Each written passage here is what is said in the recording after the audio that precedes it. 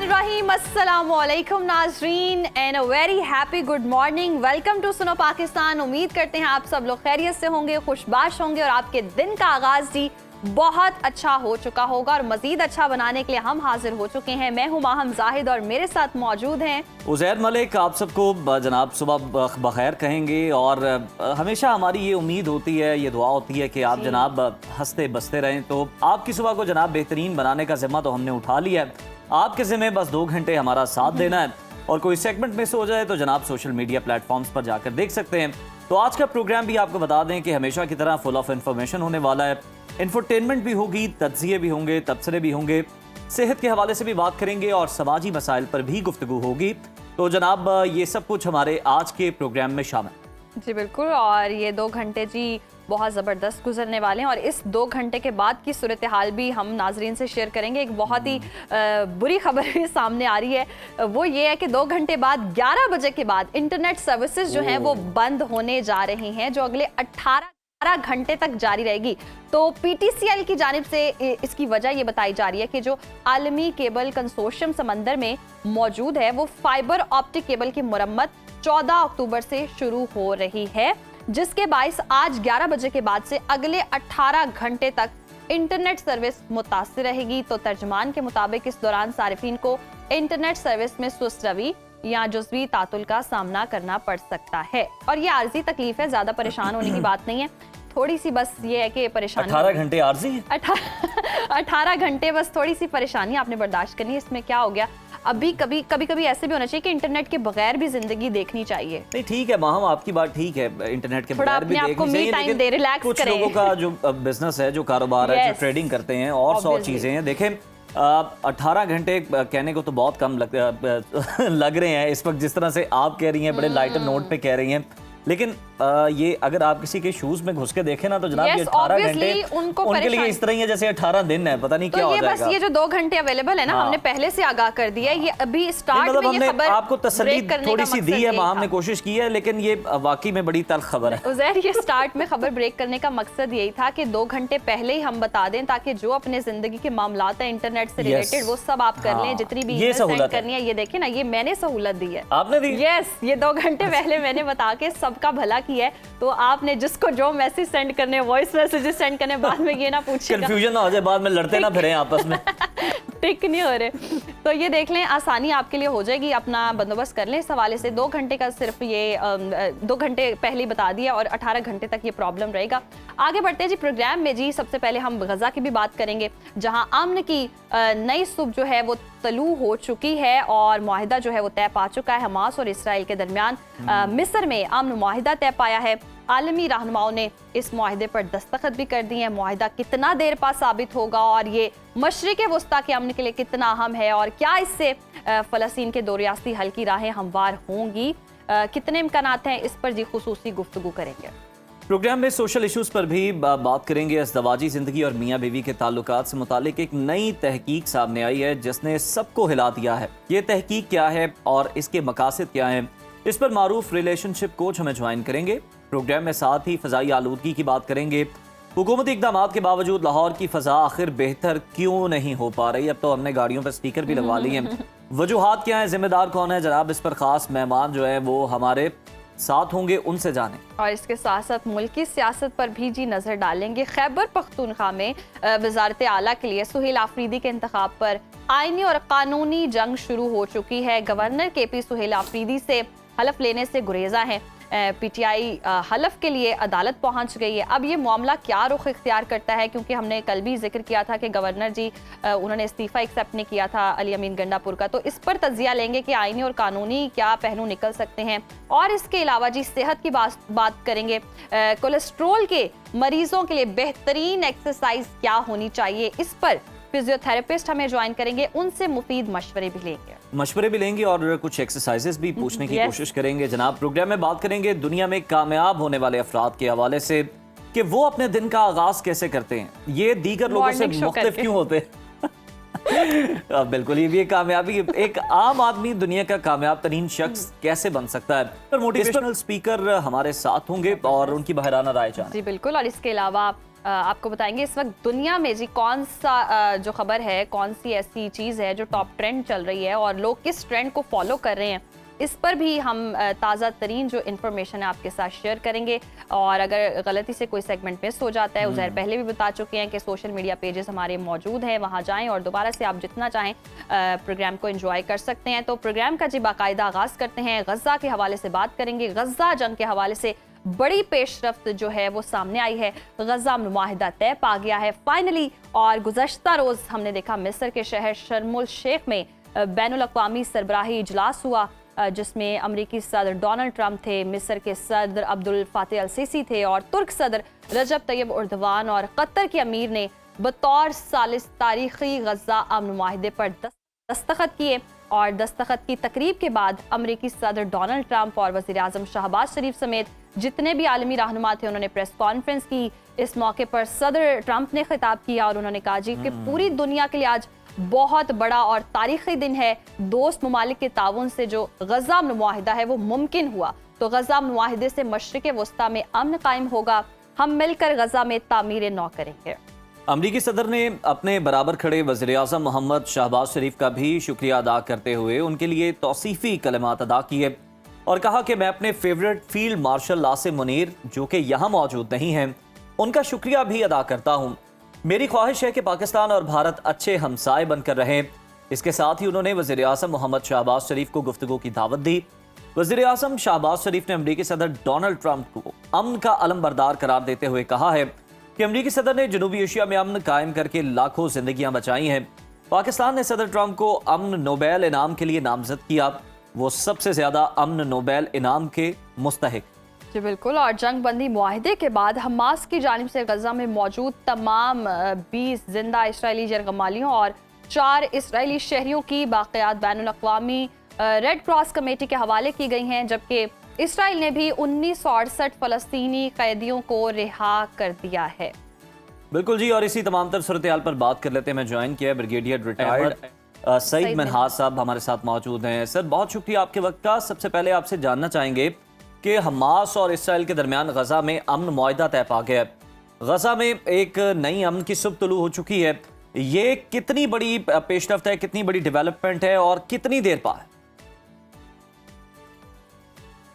जी बिस्मिल्लाहिर्रहमानिर्रहीम। देखिए, कल जो पीस 2025 के नाम से शर्म शेख के अंदर जो कॉन्फ्रेंस हुई है, जिसमें प्रेसिडेंट ट्रंप उसको लीड कर रहे थे और तकरीबन 20 से ज़्यादा सरबराहान मुमलिकत वहाँ मौजूद थे, उसमें हमारे वज़ीर आज़म साहब भी मौजूद थे। एक इंतहाई बड़ी डेवलपमेंट है और इसमें कोई शक नहीं है कि वहाँ पे अमन अब आएगा गज़ा के अंदर और मासूम लोगों की जानें बचेंगी। लेकिन हैविंग सेड दैट, दो जावियों से इस पीस प्रोसेस को देखा जा रहा है। एक पेसिमिस्ट है और एक ऑप्टिमिस्ट है। पेसिमिस्ट ये कि नेतन्याहू जो कि अपनी पर्सनैलिटी की वजह से जाना चाहता है कि वो खासा जो है वो जंग के फेवर में रहता है और मुसलमानों पे जुल्म करता है, तो शायद ये जो सारा अमन प्रोसेस हुआ है ये उसको प्रेशर था अपने जो राइट विंग, इवन जो लेफ्टिस्ट भी थे यहूदी, उनकी जानिब से, इंटरनेशनल मुजाहिरों की वजह से। और नंबर 2 ये भी है कि शायद इसलिए वो अमन प्रोसेस के हिस्सा बना क्योंकि वहां पर इसराइली जो हैं वो कम्युनिटी कॉन्शियस बहुत ज्यादा हैं।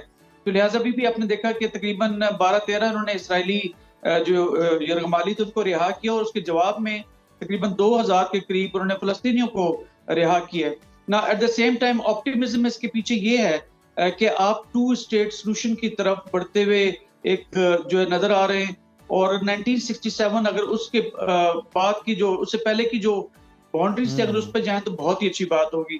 तो लिहाजा फर्स्ट टाइम नेतन्याहू अपने घुटनों पे वापस नीचे आया है कि अब 2 स्टेट सोल्यूशन की तरफ आप बढ़ते हुए नजर आ रहे हैं। मजीद ये कि जी पाकिस्तान और दीगर जो इस्लामी मुमालिक थे उनकी काविशों से आपके जो वहां पर मासूम फलस्तीनी डेली लेवल के ऊपर रोजाना के बुनियाद के ऊपर शहीद हो रहे थे, उनकी शहादतें वहां पे अब रुक जाएंगी। और अभी आपने देखा कि वहां पर जो है खासा जश्न भी मनाया जा रहा है। और देखें, इसराइल जो है इसमें कोई दो राय नहीं है कि हम उसको नहीं मानते और हमारे साथ डिप्लोमेटिक पॉलिटिकल रिलेशनशिप कोई नहीं है, लेकिन बदकिस्मती से अब वो कि हकीकत तो जरूर है। तो लिहाजा अगर आपको गजा की पट्टी और वेस्ट बैंक अगर मिलता है और 1967 वॉर से प्री बाउंड्री जो थी उसके हिसाब से अगर 2 स्टेट सोल्यूशन जो कि चीफ आर्मी स्टाफ की पोजीशन लेते हैं, हमारी पॉलिटिकल पोजीशन भी है तो मैं समझता हूँ कि फ़लस्तीनियों के लिए अच्छा है। तो मैं समझता हूँ एक बहुत अच्छी डेवलपमेंट है और अब फ़लस्तीनी यकीनन जो अहमद साहब अपनी बहुत एक अच्छी 2 डेवलपमेंट है रियासती और जो आई एक होप कि अब ये जो 2 रियासती हल है उसकी तरफ भी हम बढ़ें। अगर हम ये अमन मुआहिदा देखते हैं तो मशरिक़ वस्ता खास तौर पर अरब मुल्कों के लिए कितना अहम और मौसर साबित होगा और कितना देर पा होगा ये? देखिए जो अरब ममालिक है ज़रा उनकी अपनी पॉलिटिक्स है, but at the same time जो वो हमेशा से बात करते हैं कि एक जो ग्रेटर इसराइल की तरफ जो नेतन्याहू इसराइल को लेके जा रहा था, जो कि थ्योरी वाइज तो ठीक है, वो किताबों में ज़रूर लिखा हुआ है। लेकिन एक्चुअली ऑन ग्राउंड अभी मॉडर्न वर्ल्ड के अंदर आप ज्योग्राफिया चेंज नहीं कर सकते। हाँ, अपनी आइडियोलॉजी को ज़रूर इम्पोज़ कर सकते हैं, लेकिन एट द सेम टाइम अभी जितने भी इस्लामी ममालिक हैं वो यूनाइटेड हैं और 8 जो मशरिक़ वस्ता के ममालिक थे, उन्होंने पाकिस्तान को अपने साथ मिलाकर, बिकॉज़ हमारी डिप्लोमेसी, चाहे वो पॉलिटिकल डिप्लोमेसी हो, चाहे वो मिलिट्री डिप्लोमेसी हो, पूरी दुनिया में और स्पेशली मशरिक़ वस्ता में ख़ास करके इज़्ज़त की निगाह से, कदर की निगाह से देखा जाता है। तो लिहाज़ा मिल बैठ के अपने स्ट्रेटेजिक इंटरेस्ट को सामने रखते हुए पाकिस्तान और मशरिक़ वस्ता के ममालिक ने इस अमन प्रोसेस का हिस्सा बने और अल्हम्दुलिल्लाह अपनी कोशिशों में कामयाब हुए। लेकिन वैसे मैंने पहले कहा कि इसको दोनों लेंस से देखा जा रहा है, ऑप्टिमिस्ट लेंस से भी और पेसिमिस्ट लेंस से भी। लेकिन being a optimist my self, मैं समझता हूँ कि ये एक अच्छी डेवलपमेंट है जो ना सिर्फ मशरिक़ वस्ता में अमन का एक प्याम्बर होगी, बल्कि दुनिया में ओवरऑल इससे अमन आएगा। जी बिल्कुल, दुनिया में अमन आएगा। सर, गज़ा अमन मुआहदे पर मुख्तलिफ ममालिक की जानिब से अमन मुआहदे पर इसराइल के हवाले से कुछ शुकूक व शुबहात का इजहार भी किया जा रहा है और ये सवाल उठाया जा रहा है कि इस मुआहदे पर जो अमल दरामद है ये किस तरह से होगा? क्या ये मरहलावार होगा या ये फिर एक ही बार में इस पर अमल दरामद मुकम्मल कर लिया जाएगा? आपको क्या लगता है? जी, बिल्कुल, जैसे शुकूक शुबहात या पेसिमिस्ट अप्रोच जो मैं कह रहा था बिल्कुल जी। लोगों को है। उसकी वजह ये है कि बेसिकली जो इसराइल है वो इटसेल्फ जितना फला-फूला है, जी। ये जितनी उसकी बाउंड्रीज एक्सटेंड की है, सेटलमेंट्स उसने बढ़ाई हैं, वो थ्रू जंग बढ़ाई हैं और हर वक़्त वो ऑफेंसिव पे रहा और फ़लस्तीनियों से लैंड जो है वो लेता रहा। अब उससे अचानक इस तरह से एक्सपेक्टेशन करना, वो शक को जो है जी। वो हवा देता है, इसमें कोई शक नहीं। फिर ये भी है कि नेतन्याहू अपनी खुद की जो पॉलिटिकल सर्वाइवल है, उसके लिए भी उसको जंग की ज़रूरत है जी। और उससे इस तरह की तवक्को करना कि वो क्या यहाँ मान जाएगा या नहीं, अगेन इस पे शक जो है वो बिल्कुल खड़ा होता है। और last but not the least, आपके जो इसराइल के अंदर जो उनके मुआहिदा भी 20 नुकाती जब आया था, तो उसमें प्राइम मिनिस्टर साहब ने बड़ी वाज़ेह पोजीशन ली थी कि इसमें एडिशनल पॉइंट्स डाले गए हैं, यानी कि इजरायली डिफेंस फोर्सेस जो हैं वो गजा में अपनी अमलदारी को जो है इंश्योर करेंगे और उनकी सरबराही में या उनकी मॉनिटरिंग के अंदर जो है अमन फौज वहाँ पे या दीगर जो रेड क्रॉस के लोग हैं वहाँ पे रीबिल्डिंग करेंगे, जिसको मुसलमान ममालिक ने उसको नहीं माना है। और मैं समझता हूँ इसके ऊपर नेगोशिएशंस होंगी।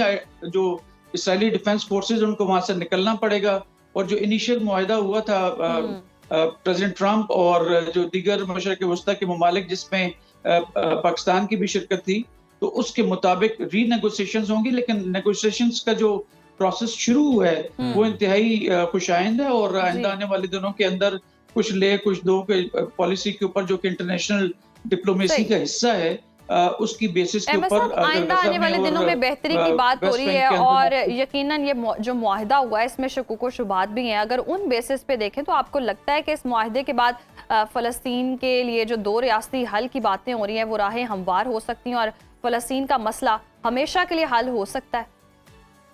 जी देखें, इसमें प्रेसिडेंट ट्रंप चूंकि मेन मीडिएटर हैं और वो एक सख्त बंदा है, जब वो पोजीशन ले लेते हैं तो फिर वो आपको मालूम है उनकी पर्सनैलिटी किस तरह से है। तो जहाँ पे नेतन्याहू को उन्होंने एक किस्म का सब्जुगेट किया और उसने एक किस्म का सरेंडर किया और अपनी जो कह रहे थे कि जंगबंदी नहीं होगी और ये तमाम चीजें एक टफ स्टांस रखा हुआ था, अगर उसको बनाया है तो फिर मैं समझता हूँ कि चूंकि अमेरिकन जो इस वक्त यूनिपोलर वर्ल्ड के हिसाब से एक इंतहाई ताकतवर शख्स ने अगर इस सारी चीजों को मीडिएट किया है, जो नोबेल पीस प्राइज का एस्पायर भी है, एस्पिरेंट भी है, तो उस लिहाज से मैं समझता हूँ कि वो इसको इंश्योर करेंगे। क्योंकि अगर इंश्योर नहीं करते तो यहूदी लॉबी खास करके और इसराइली जो पॉलिटिकल इस पर वहाँ की पार्लियामेंट है वो भी जो है इसके मुआहदे के हक में है। जरा सी भी इससे डिवीजन हुई तो जो ऑलरेडी वो एक पोजीशन दुनिया में लूज कर चुके हैं, मैं समझता हूँ एज ए नेशन वो इसको मजीद लूज करना नहीं चाहेंगे। लेकिन जी। ये तमाम शकूक व शुबहात भी हैं। एट द सेम टाइम इसको खुशाइंद अहमद साहब बिल्कुल जो है वो खुशाइन भी लेंस कह से रहे भी हैं और देखा कुछ जा रहा शुबुक व शुबहात है। भी हैं। लेकिन रशिया एक बड़ा मुल्क है, एक बड़ी ताकत है, उसे नहीं इग्नोर किया जा सकता। रशिया की जानिब से गजा की जो मगरबी किनारा है, जो मगरबी पट्टी है, उसके हवाले से कुछ जो तहफ़्फ़ुज़ात हैं उनका इजहार किया जा रहा है। आप क्या समझते हैं किस हद तक ये जो तहफ़्फ़ुज़ात हैं वो दुरुस्त हैं रशिया के? देखिए, रशियंस के यहाँ पे मशरिक़ वस्ता में खासा अमल दखल रहा है और जॉर्डन के अंदर उनके बेसिस भी हैं, टर्की के अंदर भी उसका बेस बना हुआ है। तो अपने बेसिस के इर्द-गिर्द अगर किसी भी किस्म की जो है वो स्ट्रेंथनिंग ऑफ, अगर ये जो इसराइली हैं, ऑफ कोर्स उनकी सपोर्ट अमेरिकन्स की डायरेक्टली हासिल है, तो उसके स्ट्रेटेजिक इंटरेस्ट ये क्लैश तो ज़रूर होते हैं। लेकिन जिस तरह से अमेरिकन्स का यहाँ पे असर रसूख मशरिक़ वस्ता में, उस तरह से रशिया डोमिनेट नहीं करता। इसलिए जो वर्ल्ड ऑर्डर है वो इस वक्त, चाहे हम कहते रहे कि मल्टीपोलर हो चुका, मल्टीपोलर की तरफ बढ़ जरूर रहा है, लेकिन इस वक्त यूनिपोलर ही है। तो उसका कंसर्न जरूर है, वो अपनी मुख्तलिफ यूनाइटेड नेशन सिक्योरिटी काउंसिल या यूनाइटेड नेशंस के अंदर इस चीज को रेजिस्ट जरूर करेगा कि जहाँ पे अमेरिकन का बढ़ता हुआ रसूख उसको चेकमेट किया जा सके। लेकिन मैं समझता हूँ कि इस वक्त रशियंस इतने ताकतवर नहीं है कि जितनी लॉबी अमेरिकन की है। तो आइंदा आने वाले दिनों के अंदर जो रशियंस हैं वो कोशिश जरूर करेंगे, लेकिन कोई बहुत विजिबल किस्म की वो चेंज इस तमाम प्रोसेस में नहीं लेके आ पाएंगे। सही। अहमद साहब, अमन मुआहिदे पर वज़ीर आज़म शहबाज शरीफ ने अमेरिकी सदर डोनाल्ड ट्रंप अमन का जो है वो अलंबरदार करार दे रहे हैं उनको भी। तो कहा जा रहा है कि वो अमन के नोबेल इनाम के असल हकदार हैं। आप वज़ीर आज़म के इस मौक़िफ़ से कितना इत्तफ़ाक़ कर रहे हैं और क्या आइंदा साल उन्हें अमन का नोबेल इनाम मिलना चाहिए? देखिए, इसमें खासी डिबेट हो चुकी है, इसमें कोई शक नहीं है कि प्रेसिडेंट ट्रंप के पास जब इंडियंस भागे थे कि हमें जो है वो बचाएं, और पाकिस्तान के जो रिस्पांस था दो इंतहाई रैशनल रिस्पॉन्सिबल था, लेकिन इंडियंस इसको बिल्कुल एक्सपेक्ट नहीं कर रहे थे और उनको ये डर था कि मजीद अपने इलेक्शंस ना हार जाएं, तो वो प्रेसिडेंट ट्रंप ने जंग रुकवाई थी और बारहा दफा वो इसका जिक्र भी कर चुके हैं। इसी तरह जो अभी ये पीस प्रोसेस की जितनी ब्रोकिंग हो रही है, इसके पीछे फर्द वाहिद जो एक कैटलिस्ट है वो प्रेसिडेंट ट्रंप हैं। तो लिहाजा अगर इतने बड़े लेवल के ऊपर जो दो इश्यूज हैं, यानी पाकिस्तान और इंडिया का एक न्यूक्लियर वेपन स्टेट्स होने के नाते जो वॉर की ऑलमोस्ट लाइक ब्रिक्समैनशिप मोदी जो है वो दाई है, तो उसको रुकवाना मैं समझता हूँ कि खासा एक अच्छा इकदाम था कि उसने साउथ एशिया को मजीद जंग में जाने से रोका। इसी तरह जो फलस्तीन और इसराइल की जंग है, आपस की इनके स्किर्मिशेस हैं, वो कितनी दहाइयों पर मुहित है, उसको यहाँ पे रुकवाना और एक कोशिश करना कि इसको एक मुकम्मल अमन प्रोसेस की तरफ लाया जा सके और टू स्टेट सॉल्यूशन की तरफ बढ़ा जाए, तो एक बहुत बड़ी डेवलपमेंट है। और इस दो क्राइटेरियाज की वजह से मैं खुद भी ये समझता हूँ कि पाकिस्तान की जानिब से प्रेसिडेंट ट्रंप को नोबेल पीस प्राइज के लिए नामजद करना वो एक स्ट्रेटेजिक बहुत अच्छा इकदाम है स्ट्रेटेजिक लेवल के ऊपर।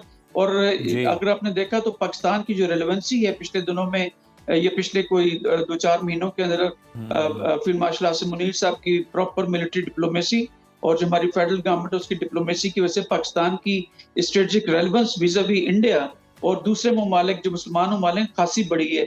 और कल भी आपने देखा कि जैसे इनफॉर्मली प्रेसिडेंट ट्रंप ने हमारे प्राइम मिनिस्टर साहब को रोस्टम पे बुलाया और उनकी तारीफ की, और स्पेशली फील्ड मार्शल साहब की, ये तमाम चीजें अनप्रेसिडेंटेड हैं। तो लिहाजा पाकिस्तान अपने तमाम कार्ड्स बहुत एहतियात के साथ खेल रहा है कि जिसमें पाकिस्तान की साख दुनिया के अंदर उसको मजबूत स्ट्रॉन्ग करने के लिए भरपूर कोशिशें जारी हैं। इसीलिए आप देखें तो टैरिफ के ऊपर भी प्रेसिडेंट ट्रंप ने पाकिस्तान के जो है उसके सहूलतें कुछ पैदा की हैं विज़ावी इंडिया और दूसरे ममालिक के मुकाबले में। तो ये हमारी जो एक फोर्थ कमिंग एक ऑप्टिमिस्ट किस्म की जो हमारी ये प्रैग्मेटिक जो फॉरेन पॉलिसी है, ये उसका शाखसाना है। और मैं समझता हूँ कि इसको नेशनल और डोमेस्टिक लेवल पे और इंटरनेशनल लेवल पे खासी पजीराई हासिल हो रही है। बिल्कुल पजीराई भी हासिल हो रही है और डोनाल्ड ट्रंप भी इस तरह के इकदाम कर रहे हैं जिससे पाकिस्तान का भी फ़ायदा हो। सर, अगर देखा जाए तो भारत जो है उसे हमारा फ़ायदा जो है, उसे हमारी जो तरक्की है बड़ी खटकती है। और डोनाल्ड ट्रंप साहब इस बात के ख़्वाह हैं कि पाकिस्तान और भारत के दरमियान जो मामलात हैं उनको वो निगोशिएट करवा कर बेहतर करवा सकें। पाकिस्तान तो पहले दिन से तैयार है। हम तो हमेशा कहते हैं अगर कोई मामला इस तरह का हुआ है आप सबूत दें, मुज़ाकरात की मेज़ पर आएँ, बैठ कर बातचीत करते हैं। लेकिन आपको लगता है कि बतौर सालिस अगर डोनाल्ड ट्रंप हों तो दोनों ममालिक के जो ताल्लुकात हैं वो अब बेहतर हो सकते हैं? देखिए इंडिया हमेशा से एंटी पाकिस्तान रहा है। वो डे वन से उसने पाकिस्तान की एग्जिस्टेंस को माना नहीं है। पाकिस्तान को एग्जिस्टेंशियल थ्रेट है इंडिया की जानिब से। हमारी जितनी डिफेंस की पॉलिसीज हैं वो भी इंडियन सेंट्रिक हैं। हमारे न्यूक्लियर प्रोग्राम इंडियन सेंट्रिक है बिकॉज हमारी ईस्ट से बहुत ज्यादा थ्रेट जनरेट होती है। भगवानियों को साथ मिला के, उनकी तालिबानी रजीम को मिला के पाकिस्तान को नुकसान पहुंचा रहे हैं थ्रू टेररिज्म। लेकिन हैविंग सेड ऑल दिस, वहाँ की जो पब्लिक है वो भी अमन चाहती है, और पाकिस्तान को ऑफिशियल लेवल और हमारे जो हमारे अवाम है उनसे कभी भी आपने एंटी इंडियंस के किस्म की चीज नहीं देखी होगी। हमेशा हमने डिफेंस में अपने बात की है। लेकिन having said that, yes again मैं कहूंगा बीइंग ऑप्टिमिस्ट, पाकिस्तान और इंडिया के दरमियान जो हमारी सिविलियन लेवल के ऊपर राब्ते हैं, military DG military operation level पे जो राब्ते हैं, और जो हमारा एक तकरीबन मिलता जुलता कल्चर भी है, तो एक अच्छे हमसाये के तौर पे हमें रहना चाहिए, क्योंकि यही हमारा मुस्तकबिल है। क्योंकि उनके नौजवान भी और पाकिस्तान के नौजवान को भी जो है वो इस वक्त अमन की जरूरत है ताकि हम तरक्की कर सकें। यस, ऑप्टिमिस्ट होने के नाते मैं जरूर समझता हूँ कि गुंजाइश है, लेकिन जब तक बीजेपी की गवर्नमेंट है जो कि एक नाजीइज्म से जो मोटिवेटेड आरएसएस, उनकी जो दहशतगर्द तंजीम है उसका पॉलिटिकल फेस है, तो बीजेपी के होते हुए और ये मोदी जो है उसके होते हुए आप इस तरह की एक्सपेक्टेशन इंडिया से इस मौके के ऊपर जब हम बातचीत कर रहे हैं शायद थोड़ा सा डिफिकल्ट है। लेकिन प्रेसिडेंट ट्रंप ने जो सारी सपोर्ट कर रखी थी इंडिया की, अब जब उसको वापस लिया है तो इंडिया इस पर शदीद आइसोलेशन का शिकार है। अपनी रेलेवेंस बढ़ाने के लिए या इंडिया अमेरिकन क्लब के अंदर दोबारा से अपनी पोजीशन को बहाल करने के लिए मैं समझता हूँ कि उनके ऊपर इतना डिप्लोमेटिक या पॉलिटिकल प्रेशर जरूर जनरेट हो चुका है कि अब मोदी जो है वो शायद अमन की तरफ आए, और पोजीशन ऑफ स्ट्रेंथ से जो ऑपरेशन बुनियाद मरसूस में हमने हासिल की थी, तो पाकिस्तान और इंडिया मिल के अगर बैठ के बात करें, जो हमारे स्ट्रेटेजिक डायलॉग भी उनके साथ चलते रहे हैं, स्ट्रेटेजिक कंपोजिट डायलॉग, उसका दोबारा इनिशिएट होना मैं समझता हूँ कि कार्ड्स पे मौजूद है। लेकिन मोदी इस वक्त अपनी हटदर्मी का शिकार है, लेकिन जब उसको लोकल अपने डोमेस्टिक लेवल पे प्रेशर आएगा और वहाँ पे गुर्बत की मजीद जो है वो अभी बढ़ती हुई रवायत देखी जा रही है, तो मैं समझता हूँ कि उम्मीद है कि प्रेसिडेंट ट्रंप की नेगोशिएशन से या इसमें इंटरप्ट करने से या उनकी सहूलतकारी से पाकिस्तान और इंडिया के दरमियान अमन आ सकता है। लेकिन again it will be like Delhi दूर हनूजा की बात है। यकीनन इंडिया के ऊपर अभी बहुत प्रेशर है। बहुत शुक्रिया ब्रिगेडियर रिटायर्ड मिन्हाज साहब आपके वक्त का, और जो सूरत हाल हम वाकई देख रहे हैं कि हमें जी अब अमन होने जा रहा है, मुआहिदा भी हो चुका है, और इस हवाले से इसी तनाजुर में अगर हम देखें तो मसला कश्मीर भी हल होना चाहिए, और यकीनन अगर इसमें सालिसी का किरदार अगर अमेरिका प्ले करता है या डोनाल्ड ट्रंप प्ले करते हैं तो ये इंडिया और पाकिस्तान के लिए बहुत बेहतरी हो सकती है। लेकिन जैसे कि अहमद मिनाज साहब ने भी कहा कि बीजेपी की हुकूमत होते हुए या मोदी के होते हुए तो ये मुमकिन होता हुआ नजर नहीं आ रहा। लेकिन एक चीज मुमकिन हो सकती है, ट्रस्ट डेफिसिट जो है ना वो हमेशा मुमकिन ही रहेगा, क्योंकि भारत की जानिब से आपको पता है कि ओछे हथकंडे इस्तेमाल किए जाते हैं। बराह रास्त अगर ना भी करे तो फिर आपको पता है कि जिस तरह से अफगानिस्तान के साथ मेल मुलाकातें जो हैं वो बढ़ाई जा रही हैं, तो फिर कहीं और से जो कार्रवाई है वो करवाई जाती है, और इसके बाकायदा दस्तावेजी सबूत भी जो किताबों की सूरत पे वो मौजूद हैं, जिसमें बहुत सारे एतराफ़ात हैं, बहुत सारे इंकशाफात हैं। तो देखते हैं कि अब गजा का जो मामला है वो तो हल होने के करीब है, और एक तरह से हल हो चुका है, और मुकम्मल अमन की अगर हम बात करें तो वो अभी बाकी है, तो वो कायम होगा। तो फिर उम्मीद है कि पाकिस्तान तो पहले से तैयार है, अपना कंसर्न शो कर चुका है।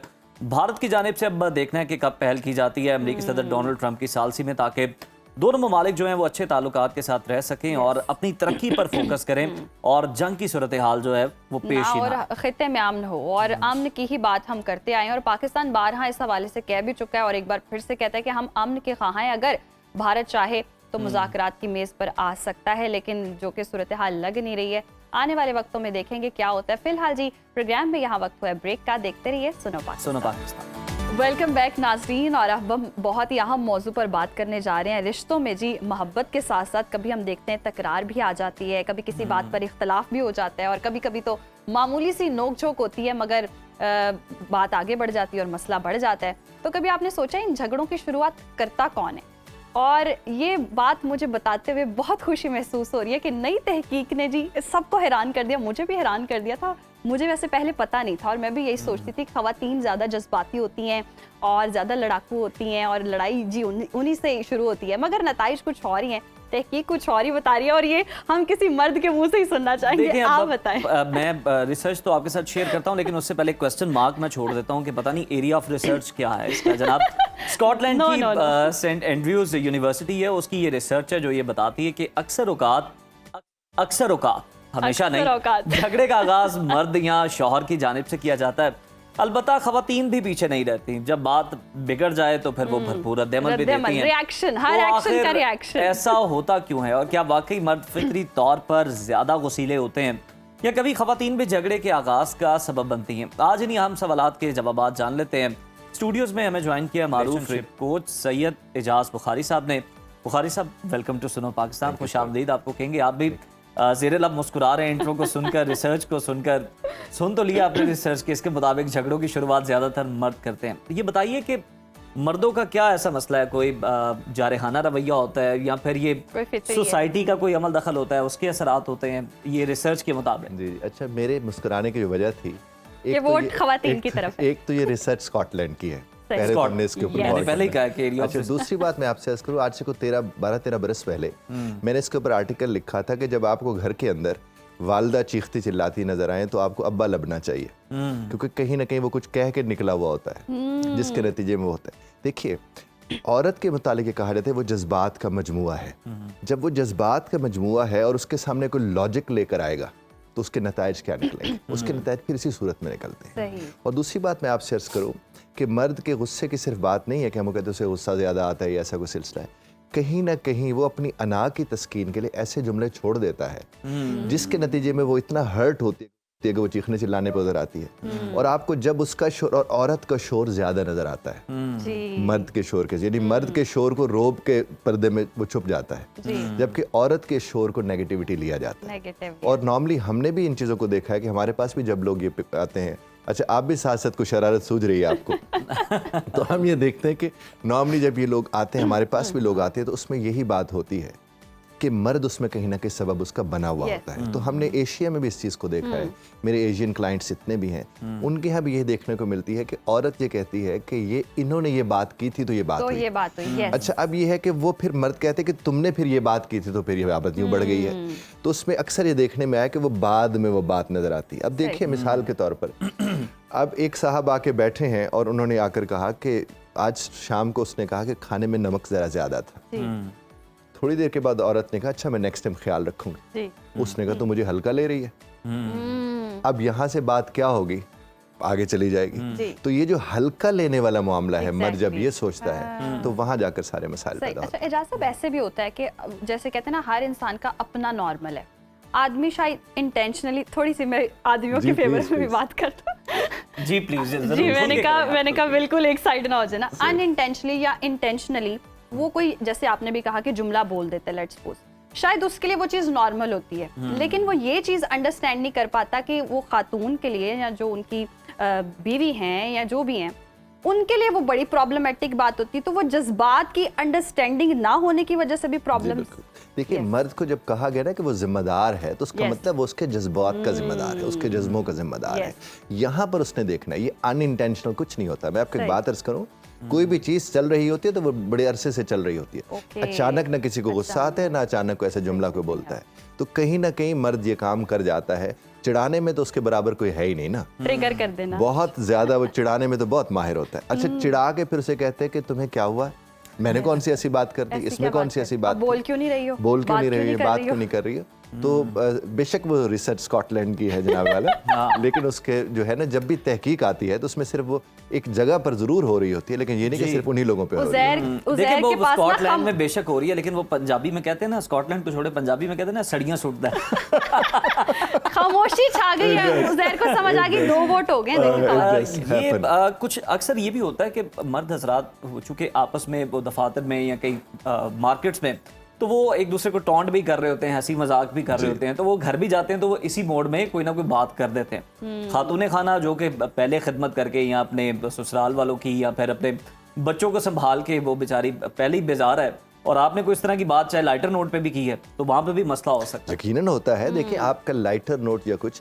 आप बाहर की बात को कैसे आप कह सकते हैं कि मेरा जो रवैया बाहर है वही रवैया मेरे घर में होगा, ऐसा नहीं होता है। नॉर्मली चीज देखने को मिलती है, लेकिन अगर आपने रख लिया एक तरह ऐसा ही रवैया रखने, तो बाहर आप माफी मांगते हैं, आप घर में तो नहीं मांगते हैं। आप बाहर कई से कॉम्प्रोमाइजेस कर जाते हैं, अब बाहर वहां जाके यस करते हैं जहां नो करना बनता है, तो फिर घर में क्यों नहीं करते हैं? और फिर जब इनसे पूछे तो ये कहते हैं उस काम की तो बाहर तनख्वाह मिलती है। अब ये तो नहीं कि तनख्वाह की वजह से आप माजरत कर लें, तनख्वाह की वजह से आप चीजों को और तर्ज पर लें, लेकिन जब आपके घर की बात है वहां पर अपना माफ करने को तैयार हो, ना माफी मांगने को तैयार हो, ये तो मुनासिब ये बड़ा नहीं है। अच्छा एजाज साहब, ऐसे भी होता है जैसे कि अभी ये बात हो रही है कि जी रद्द अमल देती हैं खवातीन या रिएक्शन होता है, समटाइम्स ऐसा होता है इतना रिएक्शन दो कि वो अब रिएक्शन लगता ही नहीं है, वो भी एक्सेप्टेंस आ जाती है कि ओके इसकी तो आदत है, इसने तो बोलना ही बोलना है। तो आदमियों में वो जो ये वाली चीज है कि ये भी औरतों को ट्रिगर करती है, फिर वो खामोश हो जाते हैं, फिर वो जवाब ही नहीं देते हैं।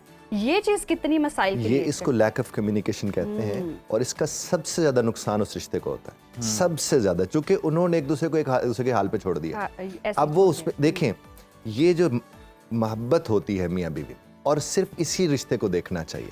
हमारे यहाँ प्रॉब्लम ये है कि वो मोहब्बत के अलावा सब कुछ एक दूसरे से देख रहे होते हैं। देखिए जब दो लोग मिले हैं तो वो इसलिए नहीं मिले कि रोटी सही वक्त पे मिल जाएगी, वो इसलिए नहीं मिले कि पैसे सही वक्त पर मिल जाएंगे, वो इसलिए मिले कि मोहब्बतें मिलेंगी, एक दूसरे के साथ बैठेंगे, बात करेंगे, डिस्कस करेंगे। लेकिन ऐसा कुछ भी नहीं होता। आप देखिए जो बात करने वाली होती है उससे पहले इतनी बातें हो जाती हैं कि वो बात कहीं दरमियान में रह जाती है। तो ये तभी मुमकिन है जब बैठ के वो सोच लें कि हमारी बातों के असरात क्या मुरतब होते हैं। और आज जो भी मर्द जितने भी हमारी बात को सुन रहे हैं, मैं फिर मर्द हजरात कहने लगा था, क्योंकि मर्द भी और हजरात दोनों कहना गैर मुनासिब है, कोई एक ही बात हो सकती है। तो जब हजरात की बात होती है तो उसमें मैं आपसे अर्ज करूँ कि उन्हें इस बात को देखना है।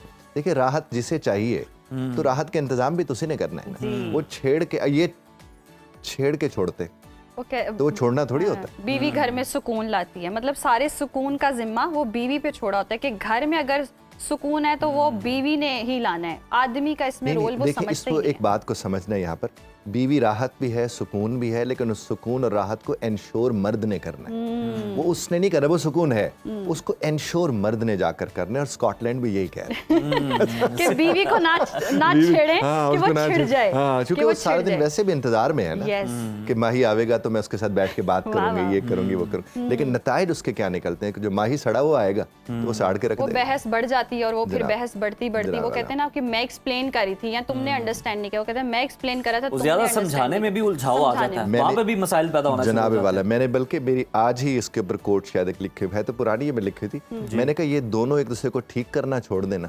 सारा कुछ ठीक हो जाएगा। ये जो एक दूसरे को ठीक करने के चक्करों में लगे रहते हैं ना, चूंकि ठीक करने का मतलब क्या है, मुझे आपके अंदर कुछ गलत नजर आ रहा है तभी मैं ठीक करूंगा ना।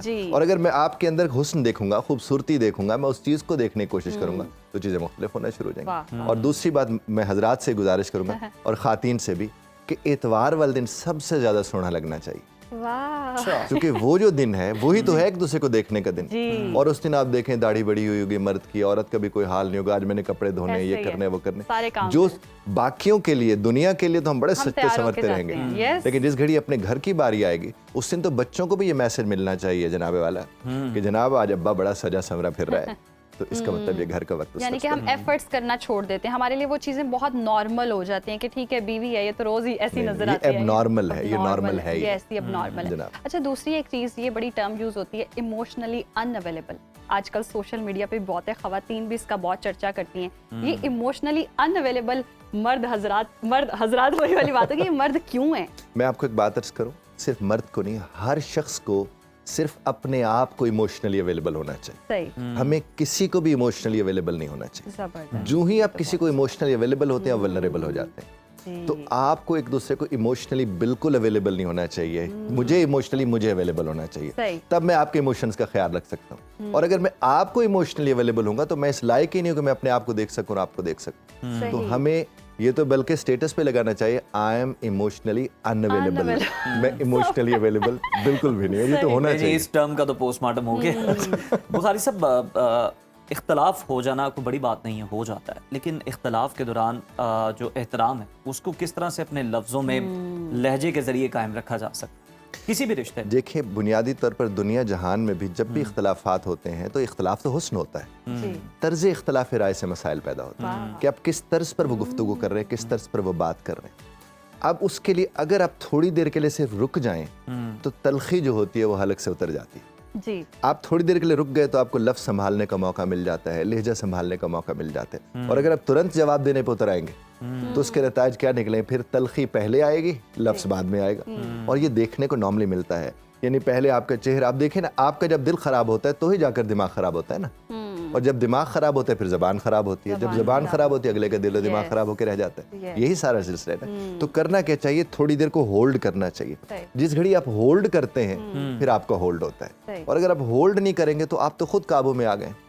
तो जब आप काबू में है तो आप अगले को काबू करने के चक्कर में क्या करेंगे, यही करेंगे जो आप फरमा रहे हैं। बुखारी साहब, अगर एक तरफ फिर देखें जो हमारा जो टॉपिक है, अगर उसकी बात करें, एक तरफ दलील है, एक तरफ दलाइल का अंबार है, एक तरफ जज्बात है बहुत ज्यादा, किस तरह से तवाजुन कायम रह सकता है दोनों के दरमियान? देखिए, जिसके पास दलील है जज्बात को सिर्फ वही देख सकता है। वाह वाह, उज़ैर कोशिश कर रहे थे किसी तरह मर्दों के हक में ले आए जिसके बात। पास जज्बात हैं वो दलील तो देख ही नहीं सकते। तो मैंने इब्तदाइये में अर्ज किया था कि जब खातून खाना जो हैं उनके यहाँ जज्बात हैं, ये तस्लीम कर लें, और उनकी खूबसूरती और राहत जुड़ी उन्हीं जज्बात के साथ। और जब हम जज्बात के साथ खेलते हैं तो फिर हमारे साथ वो होना चाहिए जो होता है। मेरे ख्याल में काफी अच्छा है। इजाज़ साहब, ये यकीनन एक तहकीक है, उसके बरक्स अगर हम उसके बरक्स अगर हम खवातीन का भी रवैया देखें, समटाइम्स ऐसा होता है, जैसे आपने भी कहा कि वो होल्ड कर रही होती हैं, अगर होल्ड कर भी लें किसी मोमेंट पे ऐसे भी होता है, लेकिन वो होल्ड किया समटाइम्स इतना बढ़ जाता है कि वो एक ना एक दिन निकलेगा ही निकलेगा। वो क्या फिर सिनेरियो होता है, उसमें कैसे फिर बचा जा सकता है? क्योंकि ऑब्वियसली वो मर्द की भी शायद समहाउ गलती नहीं होती, वो खामोश रह के टाल रहा होता है, वो अपने तरीके से अंडरस्टैंड करने की कोशिश कर रहा होता है। खातून जो है वो अपने तरीके से अंडरस्टैंड करने की कोशिश। एक तो खामोशी हल नहीं है जी। दूसरी बात, ये जो होल्ड करना है उसमें सेफ्टी वॉल्व जिस तरह से होता है, हल्का हल्का से उससे जरा वो होता रहता है, वो चीज होनी चाहिए। दूसरा, अगर होल्ड करने का मतलब हल देना है फिर कभी भी नहीं फटती औरत। होल्ड करने का मतलब होता है इंतजार करना। अगर वो इंतजार कर रही है तो वो फटेगी, और अगर वो होल्ड करने का मतलब ये है कि वो मैनेज कर रही है चीज़ों को, वो कभी नहीं फटेगी। दूसरी बात देखिए, जो होल्ड करते हैं वो तो जिम्मेदार हो जाते हैं।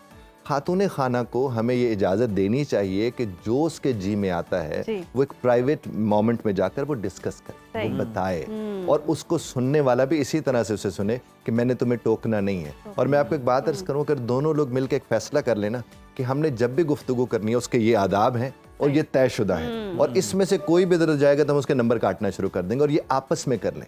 यकीन नंबर काटने पे भी इख्तलाफ हो जाए मुझे कम नंबर दिया। जब तय कर लेंगे तो नहीं होगा। अच्छा, तयशुदा उस होने चाहिए, क्योंकि ये नहीं होंगे तो मसाइल बढ़ेंगे, क्योंकि अब चैलेंजेस बढ़ गए। कोई प्राइस रख लेना, जो जीता ऐसे कुछ हो सकता है, ऐसा भी हो सकता है, ऐसा भी हो सकता है। बिल्कुल, इस तरह की कोई एक्टिविटी हो, और हेल्दी एक्टिविटी है, इंसान एंगेज रहता है, और एक दूसरे में चलो कोई ना कोई नोक झोंक भी सुथरी वाली हो रही होती है, अच्छी वाली हो रही होती है, जो है अच्छा हो रहा होता है। ठीक है, बहुत शुक्रिया बुखारी साहब आपके वक्त का। और बिल्कुल जनाब, ये रिसर्च तो अपनी जगह मौजूद है, तो अपने अपने रवैयों में, अल्फाज में, बल्कि अपने एक्सप्रेशंस तक में जनाब बेहतरी लेकर आए। अगर आप खुशगवार जिंदगी गुजारना चाहते हैं। मैं उज़ैर को थोड़ा सा खुश करना चाहती हूँ, एक चीज़ ऐड करना चाहती हूँ। यकीनन मेरे घर में मेरे अब्बा भी मर्द हैं, मेरे भाई भी मर्द हैं यहाँ भी मेरे साथ मर्द बैठे हुए हैं, हजरात भी बैठे हुए हैं।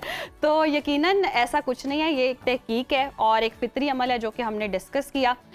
हकीकत में बहुत सारी चीज़ें हो सकता है मुख्तलिफ भी हों, समहाउ कहीं ना कहीं ख़वातीन भी गलत हो सकती हैं। तो दोनों साइडों को देखना चाहिए और अपने रिश्तों को बचाना चाहिए, प्यार मोहब्बत से रहना चाहिए, एक साथ मिल के रहें। दोनों को दोनों को जिम्मेदारी का एहसास करना चाहिए। मर्द हजरात जो हैं वो थोड़ा ज्यादा कर लें तो बेहतर हो जाएगा, घर प्यारा लगेगा, सुंदर लगेगा और सुशील लगेगा अब हम ब्रेक की तरफ चलते हैं, ब्रेक के बाद फिर हाजिर होंगे। देखते रहिए सुनो पाकिस्तान। वेलकम बैक नाज़रीन। और जैसे कि हम देख भी रहे हैं कि मौसम तब्दील हो रहा है और तब्दीली के साथ साथ पंजाब में फ़ज़ाई आलूदगी भी बढ़ने लगी है। सूबाई दारुल हुकूमत अगर हम लाहौर की बात करते हैं तो यहाँ पर हम देख रहे हैं जो आलूदगी है वहाँ पर ख़तरनाक हद तक इजाफा देखा जा रहा है। पंजाब हुकूमत की जानिब से लाहौर को स्मोक फ्री बनाने के लिए हंगामी बुनियादों पर इकदाम भी किए जा रहे हैं और इस हवाले से जो पंजाब हुकूमत है बहुत सारी कोशिशें पहले से भी कर चुकी है। एंटी स्मोक गन टेक्नोलॉजी भी मुतारिफ करा दी गई है। लाहौर के मुख्तलिफ इलाकों में हम देख रहे हैं एंटी स्मोक गन्स को बाकायदा इस्तेमाल किया जा रहा है और भट्टों की इंस्पेक्शन भी की जा रही है और गाड़ियों के जी टेस्ट भी किए जा रहे हैं और स्टिकर्स भी लगाए जा रहे थे। हम देख रहे थे कि आलूदगी को मैक्सिमम जितना हो सके तरीके से कंट्रोल किया जा सके। लेकिन गंदम की बाकियात जलाने पर भी पाबंदी है, लेकिन जनाब कुछ जगहों पर इस पाबंदी को हवा में उड़ा दिया जाता है। जब आप मोटरवे पर ट्रैवल कर रहे होते हैं आपको पता चलता है। खैर, हुकूमत के इन तमाम इक़दामात के बावजूद लाहौर की फ़ज़ा बदस्तूर आलूदा है और ये शहर दुनिया के आलूदा तरीन शहरों की फहरिस्त में पहले नंबरों पर है।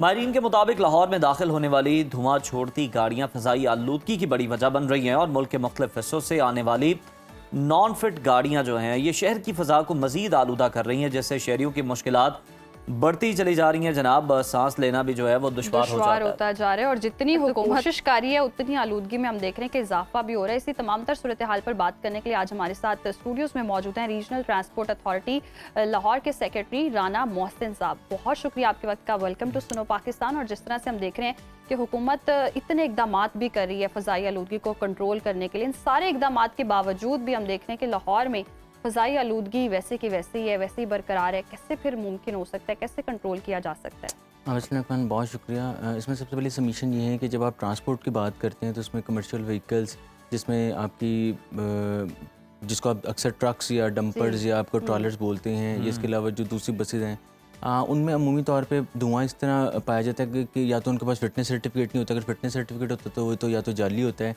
या आप अपनी कैपेसिटी से ज़्यादा उस पर वज़न लोड करते हैं, ओवरलोडिंग करते हैं, इंजन पे वज़न ज़्यादा डलता है और वो धुएं का बायस बनते हैं। तीसरी बड़ी वजह आती है कि ड्राइवर हज़रात अपने कुछ पैसों की खातिर उसमें गंदा इंजन ऑयल यूज़ करते हैं, अडल्ट्रेटेड फ्यूल यूज़ करते हैं। डेट इज़ वाई फिर वो एक परमिसिबल लिमिट से ज़्यादा वो धुआं देती हैं और एक्सेसिव इमिशन ऑफ स्मोक की वजह से आपकी फ़ज़ाई आलूदगी या आपका जो स्मोक का वो बायस बनते हैं। तो इस सिलसिले में जब हम लाहौर की बात करते हैं तो deputy commissioner Lahore, DIG traffic, DG EPA और transport and mess transit department की जॉइंट जो है वो स्ट्रेटेजिक अकॉर्डिंगली जो आपके एंट्री और एग्जिट पॉइंट्स हैं वहाँ पे हमारी टीमें तैनात हैं विद जो है वो फैसिलिटेशन ऑफ ट्रैफिक पुलिस। और ऐसी तमाम तर गाड़ियाँ जिनके पास फिटनेस सर्टिफिकेट नहीं हैं या जो एक्सेसिव इमिशन ऑफ स्मोक में मुलविस हैं, हम उनके खिलाफ भरपूर कार्रवाई कर रहे हैं, उनको लाहौर में अलाउड नहीं कर रहे, ठीक है। और उनके अगर एक परमिसिबल लिमिट से बहुत ज़्यादा अगर वो धुआं दे रही है तो हम उसके खिलाफ सिर्फ FIR भी दर्ज कर रहे हैं और ड्राइवर को अरेस्ट भी कर रहे हैं मौके पे।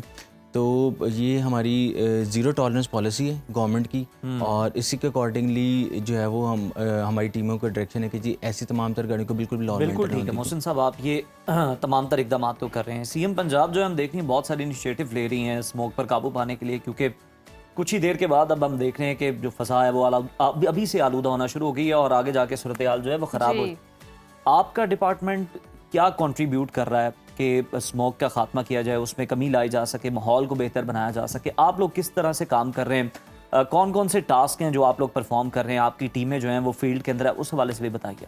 अच्छा, इसमें सबसे प्राइमरीली रिस्पॉन्सिबिलिटी जो हम लोग जिसको इंश्योर करें वो ये है कि हर गाड़ी जो रोड पर उसका फिटनेस सर्टिफिकेट लाजमी हो, क्योंकि जब आपके पास फिटनेस सर्टिफिकेट नहीं होगा तो गाड़ी रोड पे चलने की पब्लिक ट्रांसपोर्ट की आप बात करें, पब्लिक की भी इसके अलावा आपकी जो कार्स हैं वो भी अमेंडमेंट हो चुकी है। अगर एक कार है जिसके 1000 सीसी तक इंजन है और उसकी 5 साल से ज़्यादा लाइफ होगी, उसका फिटनेस सर्टिफिकेट भी लाजमी है। लाइकवाइज अगर आपका 2000 सीसी तक गाड़ी है और उसका 6 साल से ज़्यादा उम्र उसकी हो गई है तो उसका भी फिटनेस सर्टिफिकेट लाजमी है। इस लाइकवाइज 2000 एंड अबव गाड़ियाँ जो हैं उनका भी अगर 7 साल से ज़्यादा आपकी गाड़ी की लाइफ होगी तो उसका फिटनेस सर्टिफिकेट लेने का तरीका क्या है? क्योंकि देखने वाले अगर कोई बनवाना चाहता है तो जो कि बनवाना ज़रूरी भी है, तो वो किस तरह से बनवा सकता है?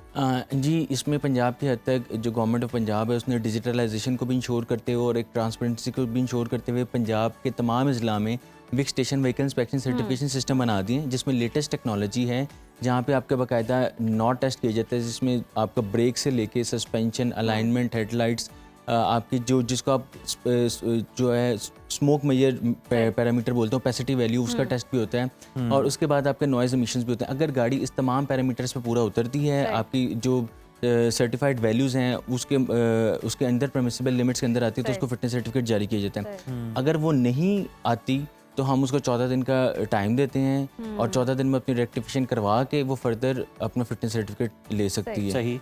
अदरवाइज अगर गाड़ी की बहुत ही कंडीशन ख़राब है तो ऑफ रोड उसको कर दिया जाता है कि रोड पे चलने के बिल्कुल काबिल नहीं है। तो ये लेटेस्ट इक्विपमेंट के साथ नॉमिनल प्राइस के साथ गवर्नमेंट के अम्ब्रेला के अंदर आपको ये फैसिलिटी मिलती है, जहाँ पे आप जाकर अपनी गाड़ी का मुआयना करवा सकते हैं, आप फर्स्ट अब यूएन नंबर से सही। आप अपॉइंटमेंट भी अपनी करवा सकते हैं और आपको एक अच्छा प्रोसीजर वहाँ पर मिलेगा और आपकी गाड़ी अगर ठीक है तो फिटनेस सर्टिफिकेट जारी जबरदस्त। कर मोहसिन दीजिएगा। साहब, ये तो आपने प्रोसीजर वगैरह सब बता दिया, लेकिन कौन सी गाड़ी है जो ज़्यादा आलूदगी फैलाती है? क्योंकि ये हैवी ट्रैफिक्स जो बड़ी बड़ी हम देखते हैं, ट्रक हैं या डंपर हैं या गाड़ियां हैं, ये नॉर्मली धुआं छोड़ने, काला धुआं भी निकला, तो कौन सी ज़्यादा डेंजरस है जिनको फौरी तौर पर जिनके हवाले से इकदाम करने की ज़रूरत है? जी, जब हम बात करते हैं एक्सेसिव इमिशन ऑफ स्मोक की, तो डेफिनेटली जितना इंजन जितना ज़्यादा होगा सही। कैपेसिटी उसके ज़्यादा चांसेस ज़्यादा। कमर्शियल व्हीकल्स की जब हम जी। बात करें तो उसमें आपके सबसे ज़्यादा आपका बाइस व्हीलर जो पाकिस्तान की सबसे बड़ी गाड़ी है उसके एक्सेसिव इमिशन स्मोक में मुलविस होती है। लाइकवाइज जब हम नीचे जाएं तो डंपर आपके बेतहाशा धुआं इनकी तरफ से एक्सेसिव इमिशन स्मोक में मुलविस होते हैं। फिर बसेज होते हैं ओल्ड एज व्हीकल। अच्छा, इसमें सबसे बड़ी वजह पता क्या है? अगर आप इनका एनालिसिस करें जो कि हम लोग रोड पे चेक करते हैं, इनके पास जाली फिटनेस सर्टिफिकेट होता है। अब मैं आपको प्रॉब्लम बताता हूँ। पंजाब में तो आपने निज़ाम राइज कर दिया कि तमाम स्टेशन जो हैं वो डिजिटलाइज हैं, आपकी लेटेस्ट इक्विपमेंट लेटेस्ट टेक्नोलॉजी के साथ फिटनेस सर्टिफिकेट जारी किया। लाइकवाइज हमारे अदर प्रोविंसेस हैं वहाँ पे कुछ में ये निज़ाम नहीं है, तो बहुत से ट्रांसपोर्टर्स की कोशिश होती है कि इस सिस्टम से बचा जाए और एक जाली या खुद साख्ता जो है फिटनेस सर्टिफिकेट रोड पर लाया जाए। सही। जब आप एक ऐसा फिटनेस सर्टिफिकेट कैरी करेंगे तो ना ही वो ऑथेंटिक होगा और डेफिनेटली दूसरी बात है कि जब आपने गाड़ी किसी पर्टिकुलर स्टेशन पर जाके चेक ही नहीं करवाई, ना उसका मुआयना हुआ, तो वो उसकी में खराबियाँ तो वहीं की वहीं हैं सही। और आप जस्ट एक डॉक्यूमेंट्स के हद तक उसको कैरी करें जो कि वैसे भी गलत है। इवन कि यहाँ तक है कि अगर रोड पे कभी आपकी टीम हमारे साथ हो तो वो जाली फिटनेस सर्टिफिकेट की वैसिटी तक नहीं चेक हो सकती। उनको कभी कोई वेबसाइट का लिंक लगाया होता है, कभी किसी वेबसाइट का, तो वो टोटल फेक है। ट्रांसपोर्टर से भी मौसम गुजारिश है। साहब, ये भी ज़रा हमें बता दीजिएगा कि गाड़ियों में कुछ पैसे बचाने के लिए जो ड्राइवर हजरात हैं सिलेंडर्स का इस्तेमाल करते हैं, एक तो उस हवाले से बता दीजिएगा। बड़ी गाड़ियाँ, बाइस व्हीलर हो गए, डंपर्स हो गए, इनके, क्योंकि आप बता रहे हैं कि ट्रैफिक पुलिस के साथ भी आपका लाइसेंस है, तो इनके ड्राइवर्स की जो ये तरबियत याफ्ता हैं या नहीं है, इनके पास लाइसेंस है या नहीं है, इसके चेक एंड बैलेंस का क्या निज़ाम है? जी, रिसेंटली जो हमारे ट्रैफिक डिपार्टमेंट हैं उसने लाइसेंस और फिटनेस के हवाले से सर्वे भी करवाया है। लाइसेंस के हद तक काफ़ी ज़्यादा इंप्रूवमेंट हुई है। डीआईजी ट्रैफिक ऑलरेडी बड़ी एफर्ट्स कर रहे हैं कि जी जो भी ड्राइवर हजरात हैं रोड पे हैं उनके पास पर्टिकुलर लाइसेंस हो। अच्छा, उसमें सबमिशन ये है कि सारे के सारे जो ड्राइवर्स या सारे के सारे ट्रांसपोर्टर पंजाब के नहीं हैं, बाकी ज़िला से भी हैं। तो वहाँ से जब हम बात करते हैं, मैंने पहले आपको निज़ाम की बात की कि वहाँ पर इस तरह का डिजिटलाइज सिस्टम नहीं है। लाइसेंस भी आपके फेक मिलेंगे आपको और आपके फिटनेस सर्टिफिकेट भी फेक मिल सकते हैं। जिस तरह आपने फिर एलपीजी की बात की फर्दर, तो एलपीजी की हद तक जब हम बात करते हैं तो एक इंतहाई ये जो है ना ख़तरनाक अमल है। आप देखें माजी में भी पूरी की पूरी वैगन जल जाती है, 20 के 20 या ऐसे ही है। 14 बच्चे या निकलने की भी मोहलत नहीं मिलती। हर सेक्ट की जो है ना वो लोग बेचारे सेगमेंट या एज ग्रुप जो है वो बेचारा इसका शिकार हो चुका है। और इसमें अगर आप इसका एक डिटेल एनालिसिस करें तो अब तक मुतअद्दिद हादसा हो चुके हैं जिसमें सैकड़ों लोग लुक़्मे अजल बन चुके हैं। गवर्नमेंट की तरफ से, चीफ मिनिस्टर ऑफिस की तरफ से, ट्रांसपोर्ट डिपार्टमेंट की तरफ से ज़ीरो टॉलरेंस पॉलिसी है। और इसमें लाहौर में 2000 हमने एलपीजी के खिलाफ एफआईआर पिछले 2 माह में की है। 1500 ड्राइवर्स अरेस्ट हैं।